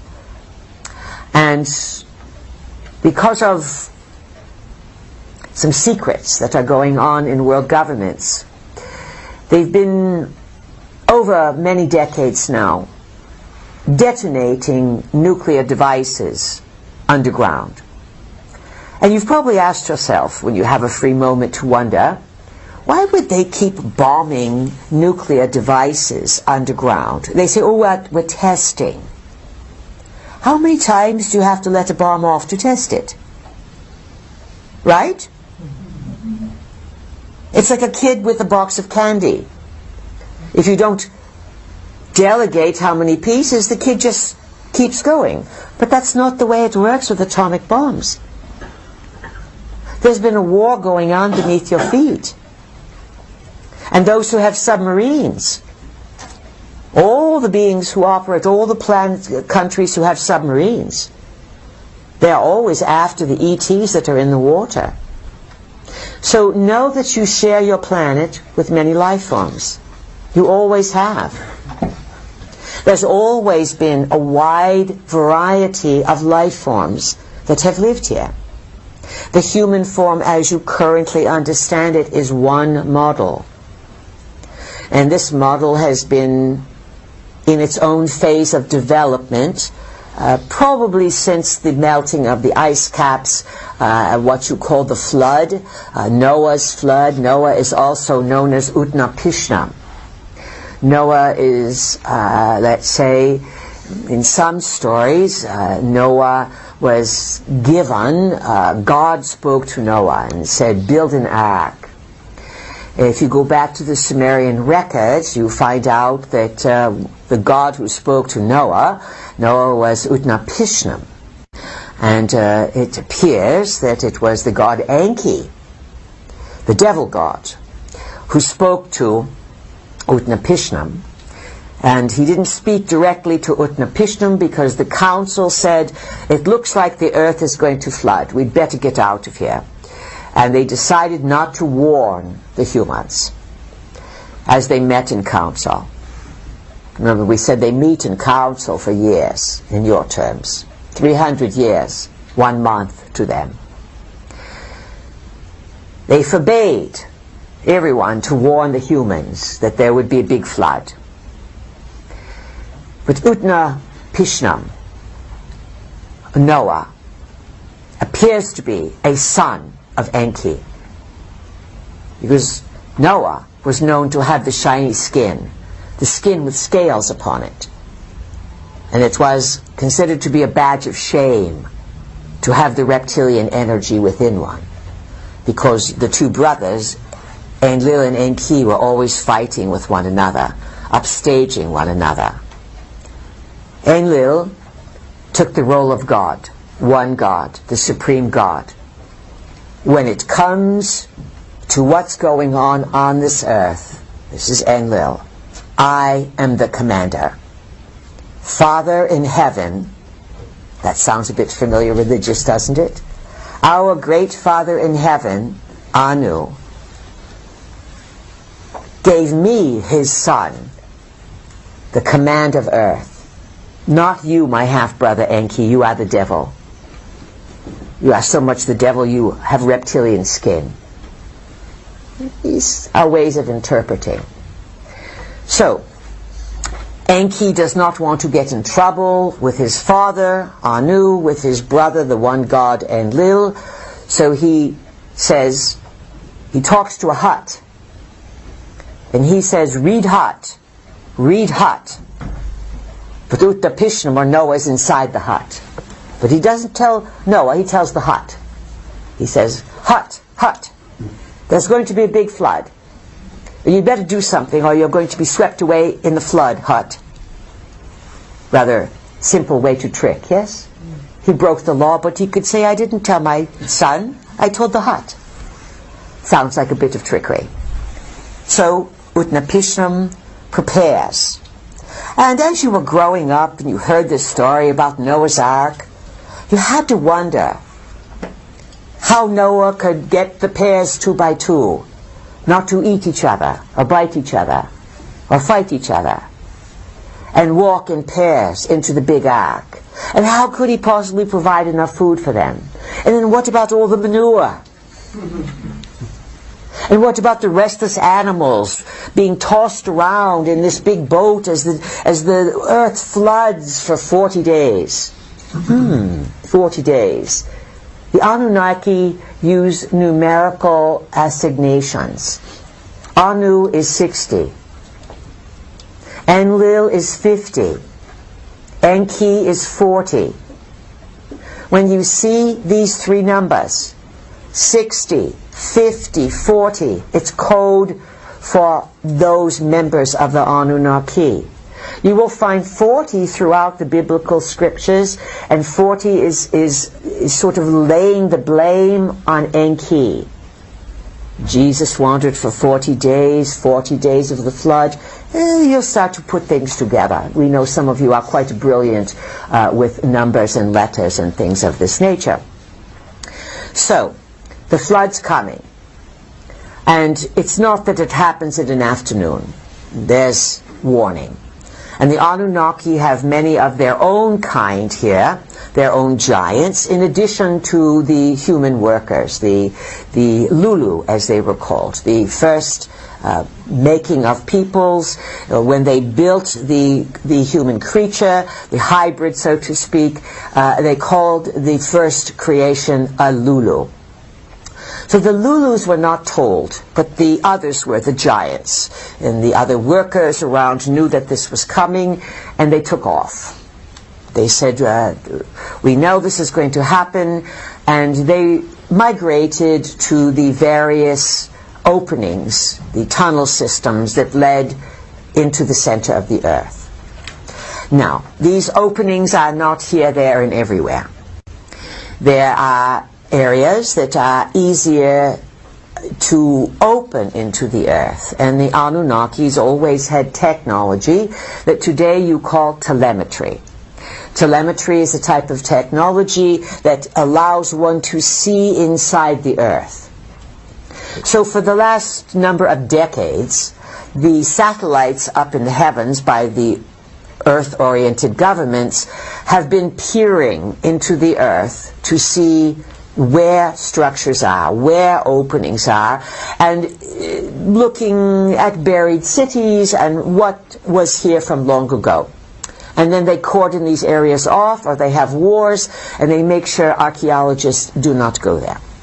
Nonetheless, there was a big opening that many beings ran to, and that was an opening that was in the Far East, in Mongolia. Mongolia is north of China. And you have China, which is about the size of the USA. Then you have Mongolia. Nepal is in there. where the quake was recently. And then north of that is Soviet Union. In the Nepal region, in western China, the Anunnaki retreated and built their homes inside of mountains. The gods like to hang out in the mountains where they are inaccessible. We're talking the high-level gods now. So it is one reason why the forces in the military are always going into the Hindu Kush. And there's all kinds of reports, and have been for years, about the UFO bases that rim northern India, that rim Nepal, Tibet, etc. Sometimes these areas are attacked by forces that create quakes to destroy what's underground. The humans are simply what they call casualties of war. So, long ago, 13,000 years ago, some such, lots of beings migrated into the openings inside the earth. Some went into the openings in the Middle East, the near Middle East. That would be Jerusalem. There's big opening up in Lebanon, because there is a big spaceport in Lebanon. It is called Baalbek. It did survive the Great Flood. It was one of the few structures that survived the Great Pyramid as well. But there are openings to the center of the earth, wherever these giant structures exist. There are ways to enter in. The structures are markers on the surface in addition to having a certain purpose. And so as beings attempted to get into these openings, they were shut off. So they migrated over to Mongolia, where there's big opening to get into the earth. Some people talk about Agartha, Shambhala. It's all legitimate, but part of it is myth and legend, and little bits of hocus pocus here and there, but the underlying story is true. There are openings to the inner earth worlds. The flood occurs. Of course, the entire globe is not covered with water. It's not possible. But many areas are deeply flooded. And the waters rise and rise and rise. And so this lasts, the whole rehabilitation does not take place in a month or two. Remember, 1 month to the Anunnaki is 300 years. So sometimes when they are talking about 40 days, it might be 40 of their days, not 40 of yours. Does this make more sense? Yes. Plus, if you look back at the ancient patriarchs referred to in the biblical studies, many of them lived thousands of years, tens of thousands of years. That showed you they had the Anunnaki bloodline in them, but not enough to live millions of years, but just enough to live long enough so the Anunnaki didn't have to replace a new mayor or governor every 100 years. It wouldn't work for them. They needed some people to live much longer to maintain their empire. It's all falling apart now, because you can see no one lives long enough to really do that. It is deteriorated. So, over thousands of years, some of the giants then began to resurface. And we said yesterday, some went west, some went east, and eventually the red-headed giants of old migrated, they were pushed here into Ireland. It was their last stand, so to speak. And you wonder, how could the giants be defeated by smaller people? Well, smaller people can run in and stab, and size does not make so much difference in this situation. And they were able to overcome them. And the giants had, some of them became cannibalistic. This happened all over the world. The Native American people in the western part of the USA, the Anasazi, the Hopis, the others, many of them had stories about people coming out of the ground. The Hopi spoke of ant people, and that would be little people that would be in the ground. The big ones who came out, they came out to feast, to eat. But eventually cannibalism will drive someone insane. And so the giants that were eating, they were cannibalistic, they lost their mind. They created their own demise out of their own misuse of energy. The giants that moved here to Ireland, as came across Europe and eventually settled in Ireland, they were tamed by that point. Oh, you had some ferocious ones, but basically they left you with a gentle type of hospitality. And in Ireland, there's the history of the Celts. And what's left to the Irish people are remnants of something from long ago that connects you to the grounded 3D world and the magic of understanding multidimensionality and how beautiful this earth is and how interactive it is. So Ireland today plays for us a role of the host country to bring the people of Europe together, those who are interested, to understand a larger story. Ireland is considered to be neutral ground and safe haven. The people of Ireland have struggled throughout time under the suppression of the church that wanted to wipe out any of this pagan type of connection. And yet the Irish held strong.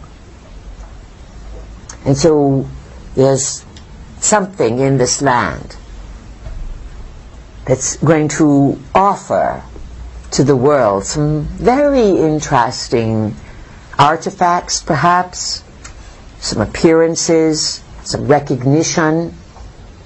And that is why the role of Ireland will play a very hospitable part in helping to raise people's consciousness. You know, the land, wherever land you are on, it has karma. The land remembers. This is why people go back to battlefields, and they go to clear them, to help those who have died to rest in peace. There can be restlessness in certain areas. Sometimes humans can visit and they get sick visiting someplace. Sometimes they visit someplace else, they feel exhilarated. Ireland offers a certain exhilaration. Be grateful and offer your thanks to this land, and you will be surprised at what it will offer back. All right, these are some points we wanted to cover. Now it's your turn. And we wait your questions, but please ask something that everyone can benefit from.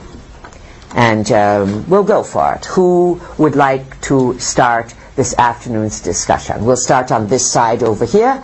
And who has the question? Hi, Pete, it's Mary. Mary. All right, Mary, welcome. Thank you. Welcome also. Thank you very much for coming back. My question is around recycling of souls. The recycling of souls. And how people, when they leave, I don't understand it. Could you please talk to us about how souls are recycled and how people can avoid being recycled, if that makes sense? Well, you're going to live again and again one way or another, because that is the nature of existence. To go into various realities, to experience them, and then at some point there is a termination, and one goes into a different reality. You call it death or the spirit world. For you, if you live 100 years, it's a long time, and then you die. If you are a Catholic, the priest may come by and say, would you like the last rites? You say, yes, of course, I want to go to heaven. I must get blessed by you, even if you are a pedophile, so what? Pardon our frankness, but we tell the truth. So, okay, I'm going to put the cross over your chakras. I'm going to put the Anunnaki cross and close them down. Now you are blessed. Now you're going to go to heaven. If you've been bad, you'll go to hell. At best, you'll go to purgatory. It's a scam, just like Bernie Madoff. So you die, and you believe this stuff. And you're afraid to die because you know that you've cheated on your wife, and you felt guilty your whole life. Or you stole from your partner, your business partner, and they never knew. And at the end of life, it all comes crashing down, and as you are sick and you are dying, you are going, holy shit. I never thought I was really going to die, even though everyone around me, I saw them die. Plants, animals, birds, trees, people. Now it's my turn, and I'm scared. Well, I was a Catholic long ago, and they talk about heaven. I think I'll go back to it. I'll get those last rites, and I'll pray that I don't end up in hell. And maybe St. Peter will give me a bit of a kindness. So you go over with those beliefs. Guess where you end up? At the Anunnaki Recycling Center. What can we say? We really appreciate your ability to laugh at these stories, because then you are set free from them. Now, do you realize if this was 500 years ago and we were saying this, we would all be dead shortly? Is this a given? It's a given, because that was the time of the Inquisition. You're in a new kind of Inquisition today. In Inquisition, it is called political correctness. And just like the time of the Inquisition, when people were frightened to say what was going on, people are frightened today to admit what's really happening. So, how do you avoid the Anunnaki recycling? It is best for you to understand the world of spirit, the non-physical as it works with physical, rather than religions. You get yourself in the most recycling situation when you do the religions. And some people say, oh, but what about Buddhism? It must be the best. That Buddha was so kind. It's still a religion. And if you look at the history of the Buddhists, they pillaged and raped and killed and flailed all kinds of people. And then they had this kindly Buddha. Listen, you are tricked. And you need to have a plan. You're all going to die. And the best plan you can have is that you intend to take all your wits with you, and everything you've learned in this lifetime you can accumulate as knowledge, and you intend to go over to meet your loved ones, and if they are trapped in the recycling, then you come to the party and you say hello and you go further. And you say, it is my intention to meet with my loved ones and then to reconnect with my higher self, my oversoul, that's where I will retreat to my own home in the cosmos. And that would be the larger self that you are connected to. So when you immediately go over, don't aim for God or the pearly gates, aim for loved ones. Because loved ones will meet you. But loved ones may be stuck.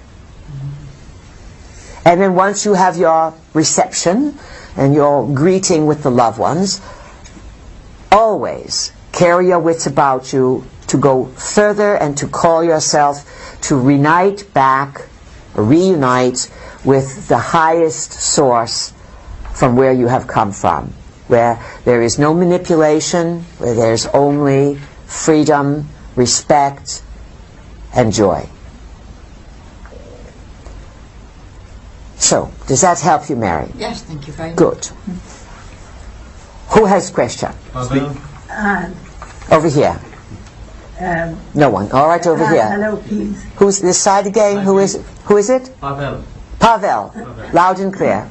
What are the best attributes of human race? Clear. We cannot understand you. What are the best attributes of human race? The best attributes of the human race. Yeah. Your ability in a short period of time to become unpredictable.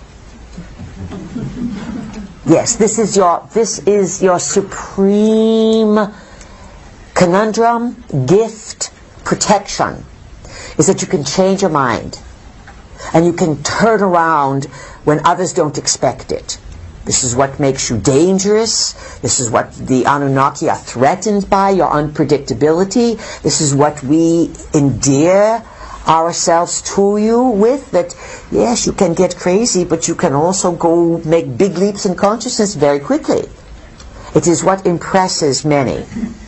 The freedom that you have to be yourselves, and deep inside you, you have a dignity if you can tap into it. You have an intelligence that is flowering, that wants to come up. You may have expected a different answer. It's not that you are these loving beings that everyone comes to Earth for.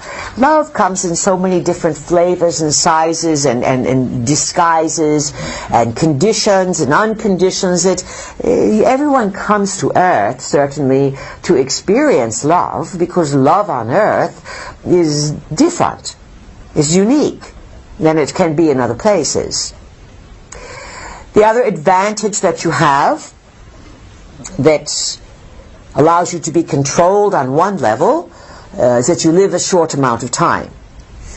The advantage is you live a short amount of time, so therefore you can hit the reset button and you don't have to feel so stuck of how do I get out of this reality. If you lived 1,000 years, the weights on your shoulder of how much you've dealt with and all the things you set into motion would build up and build up and build up. And this is, the Anunnaki are living millions of years.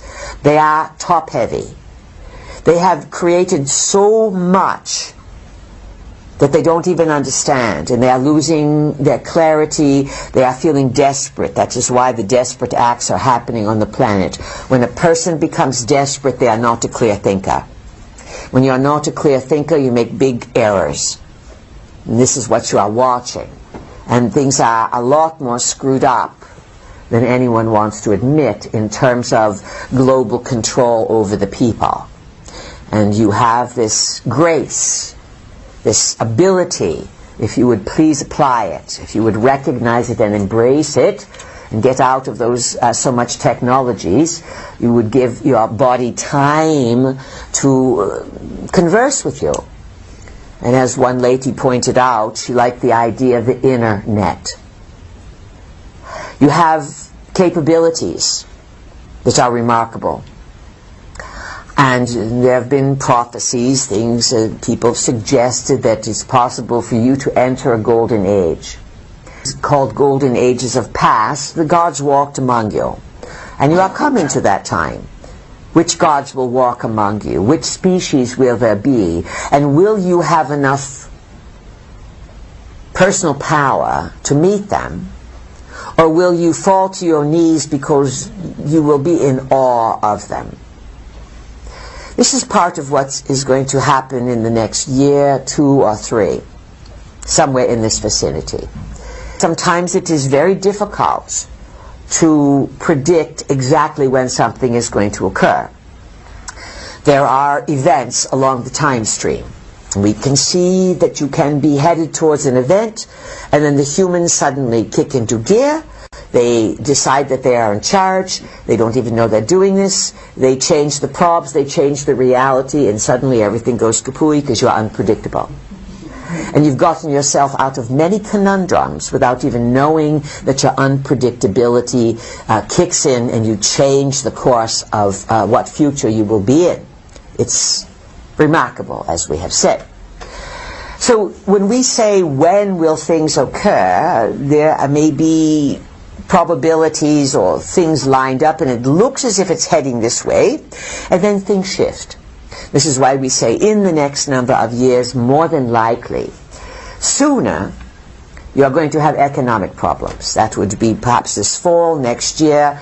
By 1 year from now, it could be a lot of economic problems on the planet, tremendous amount. Then there'll be other things. And further down the road, you may have to be introduced to visitors. They may be passed off as the Lord's returning. However, when the globalists meet together, when they have their G meetings, their Bilderbergers, whatever, trilaterals, all these meetings, they get together as people. Oh, and they're partiers and they're all corrupt, but they are given plans from higher up. And you think, all those people, they're so wealthy, they are world leaders. They are puppets. And usually one person tells them what's going on, and that one person is the one who has contact with the overlords. Many of them have never reached that far, but they are big movers and shakers of corporations, international bankers. All of them, blackmailed and compromised. That's why they held all those positions. So at some point, there's going to be a return. Some people have speculated that CERN, C-E-R-N, in CERN, Switzerland, yes? Yes. Is building the Large Hadron Collider as a portal, as a sort of gateway, a black hole, to open a hole in space through which not data, but equipment, beings, devices, energy can be easily transported from space onto Earth. That is a constructed portal. There are natural portals around the planet. The Middle East has many.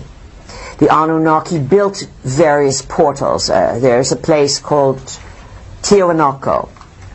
It is in Bolivia. And in Tiwanaku, it was a mining center. The Anunnaki are very big on mining. Enki is the chief miner, chief engineer. They build these huge structures. The Anunnaki bring metals out of the ground. They transport them into the heavens. Their magic was, to the people of Earth, that they could go into heaven and come back. This is where the idea of the phoenix comes from. The bird that goes up in fire and then is resurrected. It's the symbol of the New World Order, but it is basically the symbol of a rocket, an Anunnaki rocket, going into the heavens with all kinds of fire, looking as if it is totally destroyed. And then lo and behold, little people on Earth say, look, the rocket is not destroyed, it is resurrected, it comes back. So be comforted that you are a bit less naive than your predecessors, if that helps you out. So, lots of things can be explained. All over the planet you have these devices, constructions, you call them stupas, you call them pagodas, you call them church steeples. They are all affiliated with religion and worship and holiness, but they are all replications of the rocket ship. The ultimate magic of the past was the ability for a rocket ship to fly into the heavens and to return to Earth. And all people wanted this. Can we go into heaven? No, you cannot. Only the gods go into heaven. Can we gain immortality like the gods? No, you cannot. Only the gods can. Do you understand how from long ago these basic stories have confounded the human race? Yes? Yes. All right, right now we want you to go to Mecca in your mind. We want you to go to Jerusalem in your mind, and we want you to go to Rome. And think of those three: Mecca, Jerusalem, Rome. And now send everything that you have learned this weekend. You are radio, you are a transmitter. Send it to those three cities. To the Muslims, to the Hebrews, and to the Christian Catholics. Just send them a little memo over the airwaves of free telepathy and sort of see the entirety of what you are now considering. Imagine that you are packaging it in a golden orb, about the size of a grapefruit. Not too big, nothing too cumbersome, but it's chock full of everything that you are now figuring out based on our conversations. And 3 of these orbs, each one of you leave one now, and you just let it float down from the sky and land someplace around the Kaaba or someplace in Mecca. And then let one land someplace around the Basilica in Rome. And then let one land, where was the other place we said there? Jerusalem. Oh, Jerusalem, of course. And then let the other one land around the Dome of the Rock in Jerusalem. So you will aim for Kaaba, Dome of the Rock, and St. Peter's Basilica. Just lay one of those nice golden eggs, leave it for them, and it will vibrate what you are now considering, you know. No forcing, no nothing, just the ether generated transmitter of information. You know, the power of your mind is unlimited. And actually the power that you have in the body is unlimited. But you are being distracted away from all that you are. You are distracted by foods that are not good for you. You are distracted in general by entertainment that doesn't do anything for you. You are distracted by the potentials of wars and confusion. You need to take charge of your lives and understand that when we are speaking to you in this room, but we are speaking to the people of Earth. Because these situations are recorded, many, many people eventually over time hear these messages. But as we speak, and as you play with us and drop your golden orbs in places, the telepathy is going out. And you know, the land of Ireland is very happy right now. It's feeling like it's fulfilling its role. And so the ley lines, the energy lines are picking all this data up, and it's being distributed as we speak. It's quite powerful and quite a bit of fun. Who has a question for us, please? Who is it? Paul. Hello, please. Paul, yes, loud and clear. Yeah. Say it again, please. How can we help heal the land and get it to reveal its secrets? How can you help heal the land? Well, if you are inclined to be conservationist, or if you are inclined to be an activist in this regard, you follow that inner guidance. If that's not your thing, then you beautify the land that you do have. If you're walking down the street and you see trash, you don't have to get a plastic bag and start picking it up, but if something's right in front of you, pick it up and throw it in the trash. And every act you do to take care of the earth accumulates. Some people are here to be involved in this cleanup movement, in this conservation movement. If that's your thing, go for it. If it's not, beautify what you do have. Take care of what you have. Go out into the countryside. Visit the stone circles. This is for all over the world. Particularly here in Ireland, England, visit the stone circles. You have them in Europe continent as well. Go stand with the stones.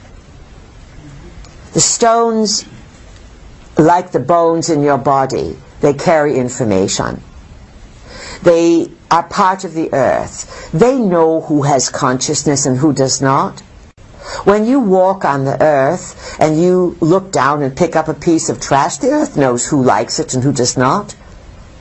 If you say hello to the earth, I'm happy to be here, you are beautiful, the earth knows it.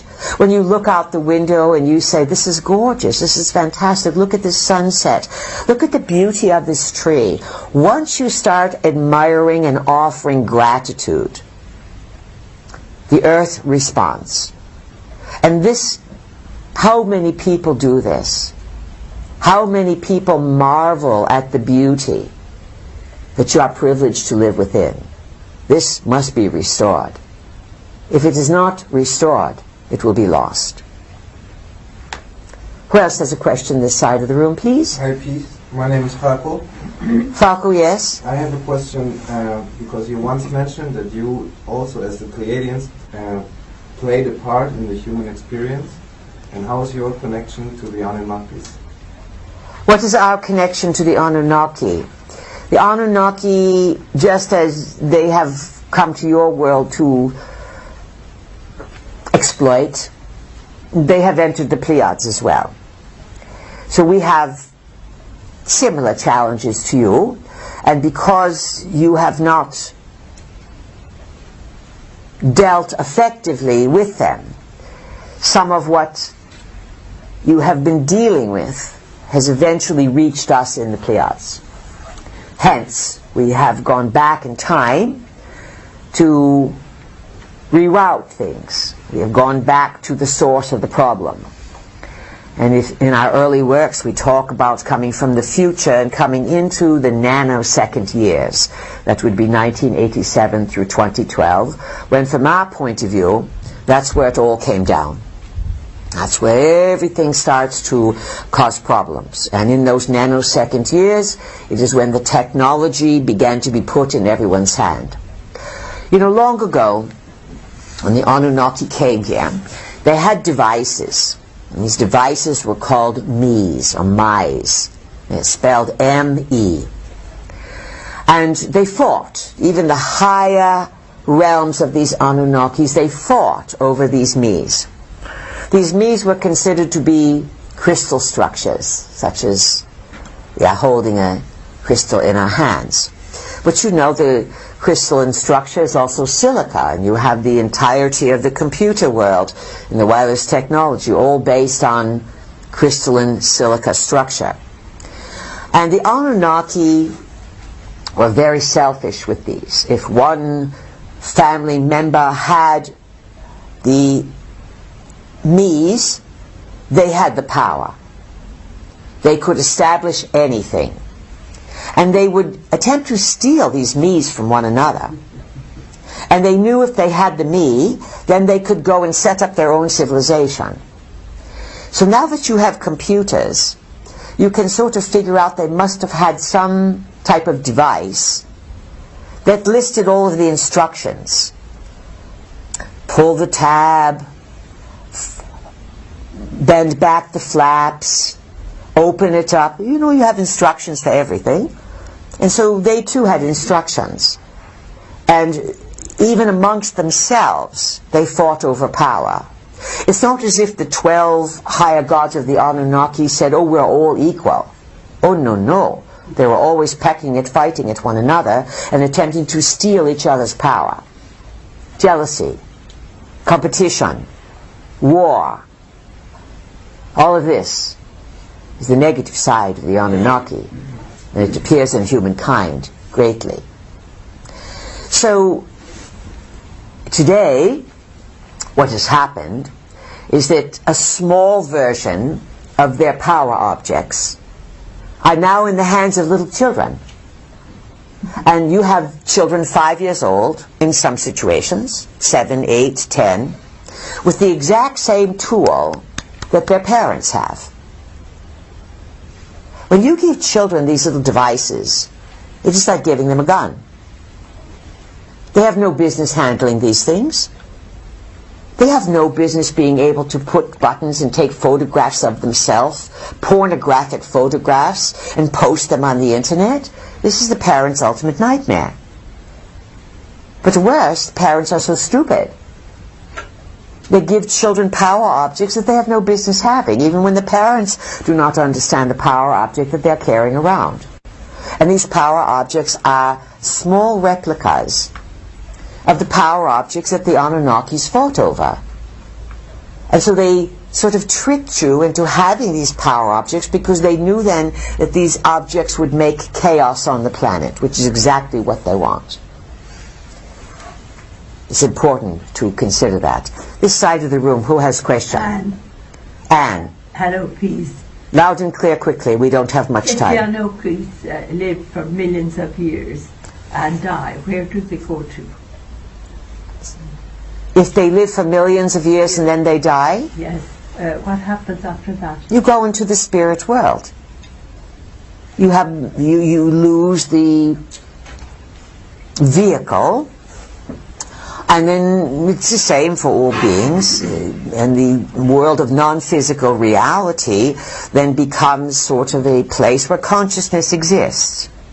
And consciousness has to learn in that place of non-physical reality, and some beings can stay there for a long time, others choose how long they're there.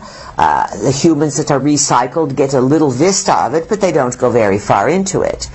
The Anunnaki, because they live a long time and they don't want to die, they have the ability to resurrect. Hence you get the stories in Christianity, people being able to raise the dead, to reanimate the dead. This is based on the Anunnaki.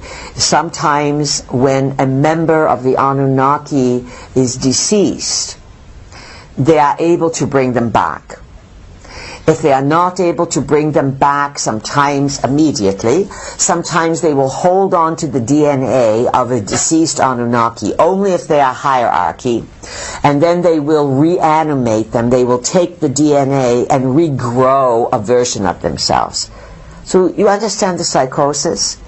They almost don't want to die. They have so much power. They have so much technology. That technology is telepathed to you. Part of the problem on your planet today with chopping body parts up and turning everyone into something else is that you are reliving Atlantis.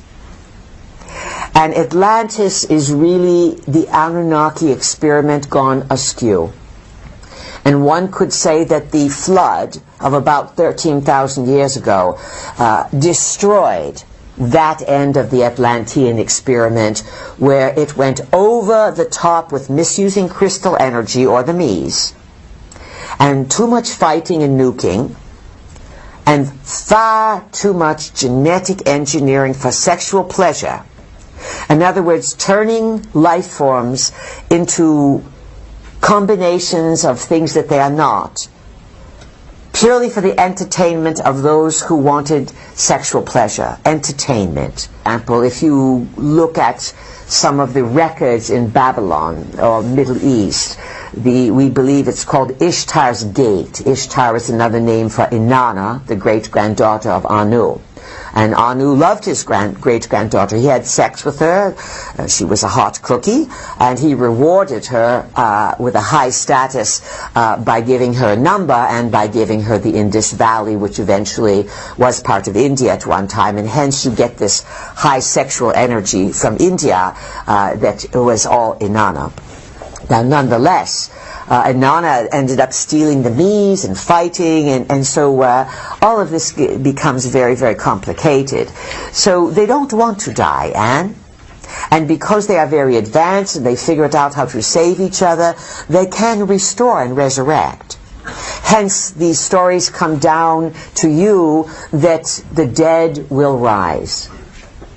The dead will come back to life. If someone wants to reanimate you, if they have your DNA, they can create a version of you. And now this is what's happening on Earth today. You are reliving, to a certain extent, the Atlantean mistake. And if you knew, peoples, what was going on in underground laboratories, in high corporations, or what was going on way beyond GMOs, way beyond just making a replication of someone, you would be more than appalled. And so what starts to leak out into the surface? They want to condition people to accept the new Atlantis. It was Francis Bacon who said that the United States would become the new Atlantis. In one regard, it is a place of freedom and liberty. But again, right now in the US of A, that is where the new Atlantis is doing exactly what created the fall of the old Atlantis. Using genetic engineering and the power of crystals and technology against the life forms for someone's pleasure, rather than to enhance the life experience of Earth and all Earth's creations. Now, speaking of creations, above, around, and within all of this is the force called the Creator. No name, no sex, no location, no home address. Where is the Creator? Everywhere. Everywhere. And this creative force allows, as we said yesterday, it allows because it knows that eventually entropy, collapse sets in if the energy is not used properly. That is sort of prime creator's fail-safe. Generosity to do what you will. Create what you will. Prime creator says, I am a creator. You have me in you. Go out and create and do no harm. And prime creator is in all things. It marvels over the freedom that it is imbued in its creations to destroy itself. And prime creator is not a big policeman to say, no, no, no, don't destroy yourself. No, no, no, don't destroy these people. It knows that whatever you do is going to come back to you. How's that for timing? In one capacity or another. And what you are watching and witnessing is the return of these old cycles, unfinished business. And you are here to observe and to lead a way with integrity and dignity as best you can. So how do you go through this? You follow your own excitement. You do